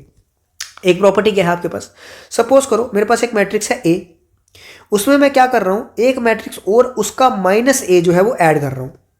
ठीक है, या फिर एक मैट्रिक्स है माइनस ए, उसमें मैं क्या कर रहा हूं, एक और मैट्रिक्स ए ऐड कर रहा हूं, तो रिजल्ट क्या हो जाएगा, 0 बन जाएगा। कैसे सर, सपोज मेरे पास एक नंबर है 1, उसमें मैं उसका उल्टा, उसका इनवर्स क्या होता है, उसका इनवर्स अगर मैं -1 ऐड कर रहा हूं तो रिजल्ट क्या हो जाएगा, 0 हो जाएगा। या फिर अगर मेरे पास मैट्रिक्स है, मतलब नंबर है -1, उसमें मैं उसका उल्टा +1 ऐड कर दूं तब भी तो रिजल्ट क्या हो जाएगा, 0। तो मैट्रिक्स के केस में वो क्या हो जाएगा, 0 मैट्रिक्स बन जाएगा। ठीक है, तो इस केस में मैं -a को क्या बोलूंगा, -a को मैं बोलूंगा एडिटिव, ध्यान से, एडिटिव इनवर्स फॉर या एडिटिव इनवर्स ऑफ ए। ठीक है, -a क्या है, a का एडिटिव इनवर्स। ठीक है, -a क्या है, a का एडिटिव इनवर्स है। या फिर इसको मैं ऐसे भी बोल सकता हूं, नेगेटिव ऑफ a। ये चार प्रॉपर्टीज है, ये आपको याद रखनी है, क्योंकि जिसको अगर मतलब बिल्कुल घुसना नहीं है मैट्रिक्स में, जिसको कैलकुलेशन नहीं करनी है, जिसको क्वेश्चन सॉल्व नहीं करनी है, वो ये चीज़ें याद रखेगा तो उसका यहाँ से भी चांसेस होते हैं, 70 to 80% चांसेस होते हैं कि यहीं से आपके क्वेश्चन जो है वो निकल जाए। अब जिसको मतलब थोड़ा सा रिस्क लेना है, ये तो पढ़ना ही पड़ेगा। ये नहीं पढ़ोगे फिर तो वो टोटली रिस्क होगा, फिर तो आप मतलब छोड़ के ही जाओगे, लेकिन ये तो आपको फिर भी पढ़ना पड़ेगा। ठीक है, ये एडिशन की प्रॉपर्टीज मेरे पास हो गई। सिमिलरली मेरे पास एक दो जो है मतलब कुछ जो है मेरे पास मल्टीप्लिकेशन की भी प्रॉपर्टीज है, वो भी देख लेते हैं। अब देखो, सिमिलरली मल्टीप्लिकेशन में भी मेरे पास कुछ प्रॉपर्टीज होती हैं। पहली प्रॉपर्टी है मेरे पास एसोसिएटिव लॉ। एसोसिएटिव लॉ मतलब अगर मेरे पास 3 मैट्रिक्स है, एक ए है, एक बी है, एक सी है, तो अगर मैं पहले ए बी को मल्टीप्लाई कर दूं और उनकी मल्टीप्लिकेशन करके उनका जो मैट्रिक्स आएगा उसको सी से मल्टीप्लाई कर दूं, तो वो बराबर होगा किससे, अगर मैं बी और सी को पहले मल्टीप्लाई कर दूं, उनका जो रिजल्ट आएगा उससे ए को मल्टीप्लाई कर दूं। मान लो मैं नंबर्स की फॉर्म में, क्योंकि मैं अब देखो यहाँ पे अगर मैं मैट्रिक्स लेके एग्जाम्पल लूंगा ना, तो मैट्रिक्स इतने बड़े बड़े होंगे तो यहाँ पे एग्जाम्पल लेके ना वो और बड़ा बनता जाएगा। तो इसीलिए मैं नंबर से एग्जाम्पल ले रहा हूँ ताकि आपको समझ आ जाए। जैसे सपोज करो ये 1 है, ये 2 है, ये 3 है। तो अगर मैं पहले ए और बी को मल्टीप्लाई करूं तो ए और बी को मल्टीप्लाई करके क्या आता है, 2 आता है। उसको अगर मैं 3 से मल्टीप्लाई कर दूंगा, 3 क्या है, सी, तो कितना आ जाएगा, ये 6 आ जाएगा इसका रिजल्ट। सिमिलरली अगर मैं बी और सी को पहले मल्टीप्लाई कर देता हूं तो क्या आ जाता है, 6। उसको मैं ए से मल्टीप्लाई करता हूं तब भी रिजल्ट क्या आता है, 6। इसका मतलब ये एसोसिएटिव लॉ जो है, ये मल्टीप्लिकेशन जो है, मैट्रिसेस जो है वो फॉलो करते हैं। ठीक है, एसोसिएटिव लॉ जो है वो मैट्रिसेस फॉलो करते हैं। उसके बाद डिस्ट्रीब्यूटिव प्रॉपर्टी, डिस्ट्रीब्यूटिव लॉ या डिस्ट्रीब्यूटिव प्रॉपर्टी कुछ भी बोलो, इसमें क्या होता है कि अगर हमारे पास वही 3 मैट्रिक्स है तो अगर मैं 2 को ऐड करके तीसरे से मल्टीप्लाई करूं, ठीक है, बी प्लस सी को किससे मल्टीप्लाई करूं, ए से, तो वो क्या बन जाता है, ए यहाँ पे दोनों से मल्टीप्लाई हो जाता है, ए बी और ए सी, तो ये क्या बन जाता है, ए बी प्लस ए सी बन जाता है। या फिर मैं ऐसा लिखूं कि ए प्लस बी इंटू सी, तो ये क्या बन जाता है, ए सी प्लस बी सी बन जाता है। ठीक है, ये है डिस्ट्रीब्यूटिव प्रॉपर्टी, मतलब जो बाहर है वो दोनों पे क्या हो जाएगा, डिस्ट्रीब्यूट हो जाएगा, जो बाहर है वो दोनों पे क्या हो जाएगा, डिस्ट्रीब्यूट हो जाएगा। ये 2 प्रॉपर्टीज आपकी डिस्ट्रीब्यूटिव प्रॉपर्टी, इसकी मल्टीप्लिकेशन भी एक और प्रॉपर्टी है। एक और प्रॉपर्टी क्या है, अगर मैं किसी मैट्रिक्स को आइडेंटिटी मैट्रिक्स से मल्टीप्लाई करूं तो क्या आएगा मेरे पास, सेम वही मैट्रिक्स आएगा। जैसे मैंने एडिशन में आपको क्या बताया, अगर मैं 0 मैट्रिक्स को ऐड कर दूं तो क्या मैट्रिक्स आता है, वही मैट्रिक्स आता है सेम। सिमिलरली अगर मैं किसी मैट्रिक्स को आइडेंटिटी मैट्रिक्स से मल्टीप्लाई कर दूं, अब याद करो आइडेंटिटी मैट्रिक्स, अगर आपको याद हो कल मैंने क्या बताया था आपको कि एक तो डायगोनल मैट्रिक्स है, मान लो क्या है यहाँ पे 1 0 0 0 1 0 0 0 1। पहली बात तो ये कि क्या है, डायगोनल मैट्रिक्स है, और दूसरा सारे के सारे एलिमेंट्स क्या होने चाहिए, डायगोनल वाले पे 1 होने चाहिए, उसको आइडेंटिटी मैट्रिक्स बोलते हैं। अब इस मैट्रिक्स से मैं किसी को भी मैट्रिक्स को मल्टीप्लाई कर दूंगा, प्रोवाइडेड कि उनकी मल्टीप्लिकेशन पॉसिबल हो, तो मैट्रिक्स क्या आएगा, वही सेम मैट्रिक्स आएगा। अगर आपको पूछा जाए, सपोज ऐसा मैट्रिक्स दे दिया जाए 2 2 1 3, ऐसा मैट्रिक्स दे दिया जाए और बोल दिया जाए इसकी मल्टीप्लिकेशन किसके साथ की जा रही है, इसके साथ की जा रही है, सॉरी 0 1। अब आपको ये पता होना चाहिए कि ये क्या है, आइडेंटिटी मैट्रिक्स। तो इसकी जब मल्टीप्लिकेशन होगी, चाहे आप करके देख लो, इसकी मल्टीप्लिकेशन करके यही दोबारा से सेम मैट्रिक्स आपका आने वाला है, तो वही मैट्रिक्स आपका आएगा। ठीक है, तो इसको मैं क्या बोलता हूं, मल्टीप्लिकेटिव आइडेंटिटी। क्या बोलता हूं, मल्टीप्लिकेटिव आइडेंटिटी इसको मैं बोलता हूं। ठीक है, आई होप आपको जो है वो क्लैरिटी जो है वो थोड़ी बहुत थॉट्स की क्लैरिटी हुई होगी, आपको समझ आया होगा मैं क्या आपको बताना चाह रहा हूँ, क्या आपको मैंने बताया, क्या मैंने आपको समझाया, कहाँ से हमने स्टार्ट किया, सारे ऑपरेशन हम लोगों ने पढ़ लिए। अब मैं आपको 1 से 2 क्वेश्चन, 3 क्वेश्चन जितने भी हो सकते हैं क्वेश्चन बता के आपको कराता हूँ कि जो मैंने पढ़ाया उसका कहाँ यूज़ है, किस तरह से यूज़ है, क्वेश्चन किस तरह से पूछे जाते हैं, वो मैं आपको बताता हूँ। ध्यान से सुनना। अब देखो, सबसे पहले एक ये क्वेश्चन है आपके पास। अब इस क्वेश्चन में ना आपकी बहुत सारी चीज़ यूज़ होगी। क्या यूज़ होगी, सबसे पहले ये 2 क्या है, ये 2 क्या कर रहा है, इसके साथ मल्टीप्लाई कर रहा है। तो सबसे पहले क्या यूज़ हुआ आपका, सबसे पहले यूज़ हुआ आपका स्केलर मल्टीप्लिकेशन। मैंने आपको बताया था कि स्केलर मल्टीप्लिकेशन में जो स्केलर क्वांटिटी होती है, जो कांस्टेंट क्वांटिटी होती है, वो सबके साथ मल्टीप्लाई हो जाती है। दूसरा आपका यहाँ पे क्या यूज़ हो रहा है, एडिशन ऑफ मैट्रिक्स यूज़ हो रहा है एडिशन ऑफ मैट्रिक्स, ये दूसरी चीज़ यूज़ हो रही है। तीसरी चीज़ आपके यहाँ पे क्या यूज़ हो रही है, इक्वालिटी ऑफ मैट्रिक्स, जिससे मैंने ये लेक्चर स्टार्ट किया था। इक्वालिटी ऑफ मैट्रिक्स, 3 चीज़ें यहाँ पे यूज़ हो रही है। तो मैंने आपको क्या बोला था, इक्वालिटी ऑफ मैट्रिक्स में क्या होगा, ऑर्डर आपका सेम होना चाहिए, तभी हम मैट्रिक्स को बता सकते हैं कि इक्वल है कि नहीं। तो सबसे पहले जैसे जैसे हमको क्वेश्चन है वैसे वैसे स्टार्ट करते जाते हैं। पहले ये 2 है तो ये सबके साथ मल्टीप्लाई होगा, तो इसको जब मैं करूँगा सॉल्व तो क्या आ जाएगा, 2x, 2 इंटू 5 तो कितना आ जाएगा 10, 2 इंटू 7 तो कितना बन जाएगा 14, तो ये बन जाएगा 2 इंटू वाई माइनस 3, बन गया पहला मैट्रिक्स। उसको दूसरे के साथ ऐड, दूसरा क्या है, -3 -4 1 और 2, और मिला के क्या बनेंगे, ये बनेगा 7 6 15 और 14। ठीक है, अब मुझे ऐड करना है, तो ऐड करना है तो ये 2x और इसके साथ क्या हो जाएगा ऐड, तो ये क्या बन जाएगा 2x प्लस 3। ये चीज़ इसके साथ जब ऐड होगी तो 10 - 4 क्या बन जाएगा 6 बन जाएगा। ये 14 और एक ऐड होगा तो क्या बन जाएगा 15। ये टोटल इसके साथ ऐड होगा तो क्या बन जाएगा, ये मैं लिखता हूँ 2y -6 प्लस 2। सर आपने ऐसा क्यों लिखा, मैंने जानबूझ के इसको डिस्ट्रीब्यूट कर दिया, तो यहाँ पे मैंने आपकी डिस्ट्रीब्यूटिव प्रॉपर्टी भी यूज कर दी। इक्वल्स टू किसके बराबर बनेगा, 7 6 15 और 14। अब निकालना क्या था आपको, x और y की वैल्यू निकालनी थी। अब अगर यहाँ से आप ये चीज़ देखो कि अब इक्वालिटी है, दोनों में इक्वालिटी है, इसका ऑर्डर कितना है 2 क्रॉस 2, इसका भी ऑर्डर कितना है 2 क्रॉस 2, तो हमको पता चल रहा है। अब इसका मतलब इक्वालिटी में क्या होता है, जो कॉरस्पॉन्डिंग एलिमेंट बराबर होते हैं, तो पहले मैट्रिक्स का पहला एलिमेंट मतलब A11 फर्स्ट रो और फर्स्ट कॉलम वाला दूसरे मैट्रिक्स का फर्स्ट रो और फर्स्ट कॉलम वाले के बराबर होगा। तो यहाँ से मैं ये लिख सकता हूँ कि 2x प्लस 3 किसके बराबर होगा 7, तो यहाँ से 2x इक्वल्स टू 7 - 3 जो कि 4 के बराबर हो जाएगा। यहाँ से x किसके बराबर होगा 4/2 जो कि 2 के बराबर हो जाएगा। तो x की वैल्यू मेरे पास आ चुकी है। x की कितनी वैल्यू है, x की वैल्यू है 2। ठीक है, अब y की वैल्यू किसके बराबर है, तो मुझे इक्वेट करना पड़ेगा इसको इसके साथ, तो 2y - 4 equals to 14, 2y equals to 14 plus 4, 2y equals to 18, y equals to 9, तो y कितना आ गया 9 आ गया। अब देखो, अगर ये मुझे करना होता ना ये क्वेश्चन, मैं दोबारा से आपके लिए ये क्वेश्चन लिखता हूं और आपको बताता हूं, अगर ये मुझे करना होता तो मैं क्या करता। अब अगर ये मुझे करना होता तो मैं कभी भी पूरा सॉल्व नहीं करता इसको, क्योंकि मुझे आपको बेसिक से पढ़ाना, तो मुझे तो वही पढ़ाना पड़ेगा, क्योंकि मुझे चाहिए क्या था, एक्स और वाई की वैल्यू। तो मैं सिर्फ वही चीज़ लेता जहाँ पे एक्स और वाई है। एक्स कहाँ पे है, मतलब मैं ये पहला एलिमेंट लेता, और वाई कहाँ पे है, यहाँ पे। मैं इन्हीं दोनों को देखता, बाकियों को मैं देखता ही नहीं। तो सबसे पहले 2 क्या होगा, इसके साथ मल्टीप्लाई, तो 2x प्लस 3, तो मैं क्या लिखता डायरेक्टली 2x प्लस 3, वो किसके बराबर हो जाएगा, इसके पहले एलिमेंट मतलब 7 के बराबर। तो यहाँ से मेरा 2x equals to 4, x equals to 2 directly आ जाता।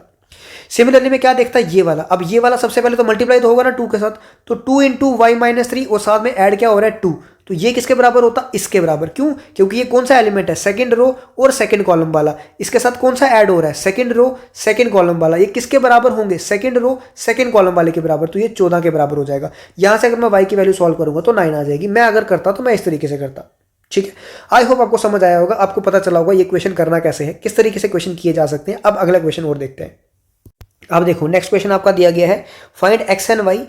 ठीक है, एक्स और वाई निकालने हैं अगर एक्स प्लस वाई जो है वो मैट्रिक्स दिया हुआ है और एक्स माइनस वाई भी जो है वो मैट्रिक्स दिया हुआ है। तो सबसे पहले तो आप भूल जाओ कि एक्स प्लस वाई किसके बराबर दिया है और एक्स माइनस वाई किसके बराबर दिया है। ठीक है, आप ये मान लो कि एक्स प्लस वाई जो है वो मान लो ए के बराबर दिया है, और एक्स प्लस वाई, दूसरा क्या था, एक्स माइनस वाई जो है वो किसके बराबर दिया हुआ है, पी के बराबर दिया हुआ है। ऐसा मान लो, मुझे नहीं पता ये मैट्रिक्स है क्या है, मुझे नहीं पता। अभी मैंने कैपिटल ए ले लेता हूँ क्योंकि मैट्रिक्स है ना, तो कैपिटल ए लेता हूँ और कैपिटल बी ले लेता हूँ। ठीक है, मुझे निकालना क्या है, एक्स प्लस वाई। ये सिमिलर क्वेश्चन है आपका, लीनियर इक्वेशन है ना आपकी जो चैप्टर है, लीनियर इक्वेशन, बस ये वही है, आपको इक्वेशन सॉल्व करनी है बस।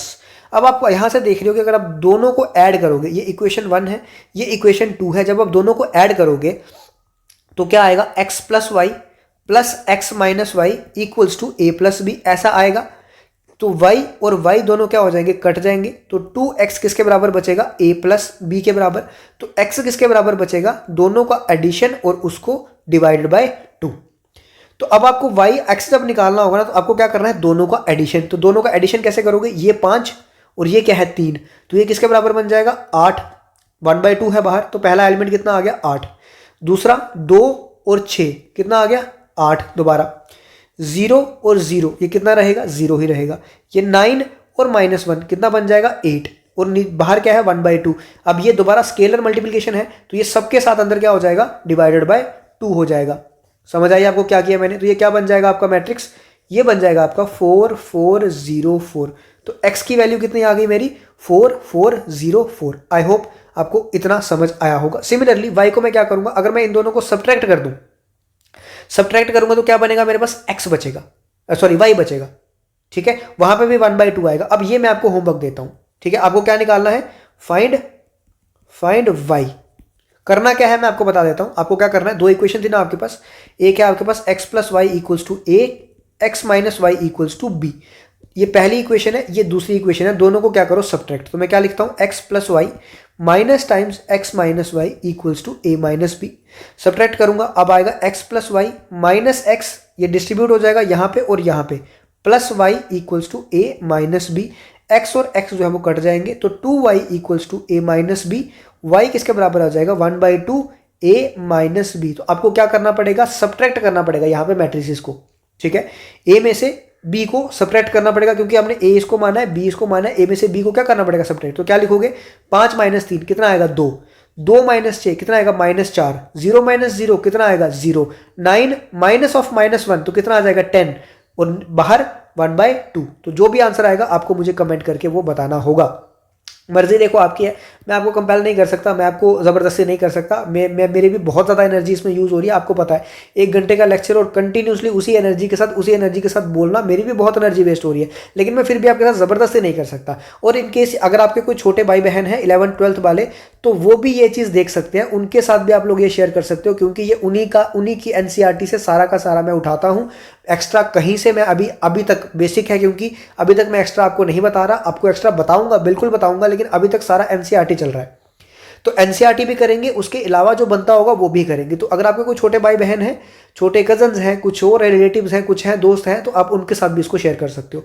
ठीक है, तो ज़्यादा से ज़्यादा जितना शेयर करोगे उतना हम लोग उतना मैं आपके लिए और अच्छा मटेरियल जो है वो प्रोवाइड आपको करा सकता हूँ। आज के लिए मैं इतना ही रखूंगा, लेक्चर बहुत ज़्यादा लंबा भी नहीं लेके जाऊंगा, आज के लिए इतना ही रखूंगा।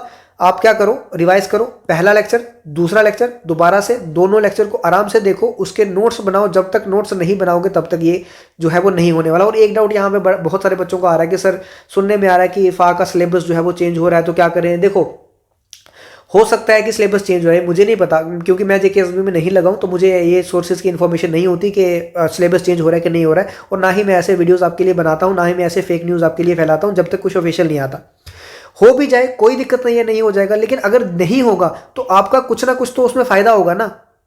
अगर सिलेबस चेंज नहीं हो रहा है, वही सिलेबस सेम है, तो आपका तो उसमें फायदा हो रहा है ना।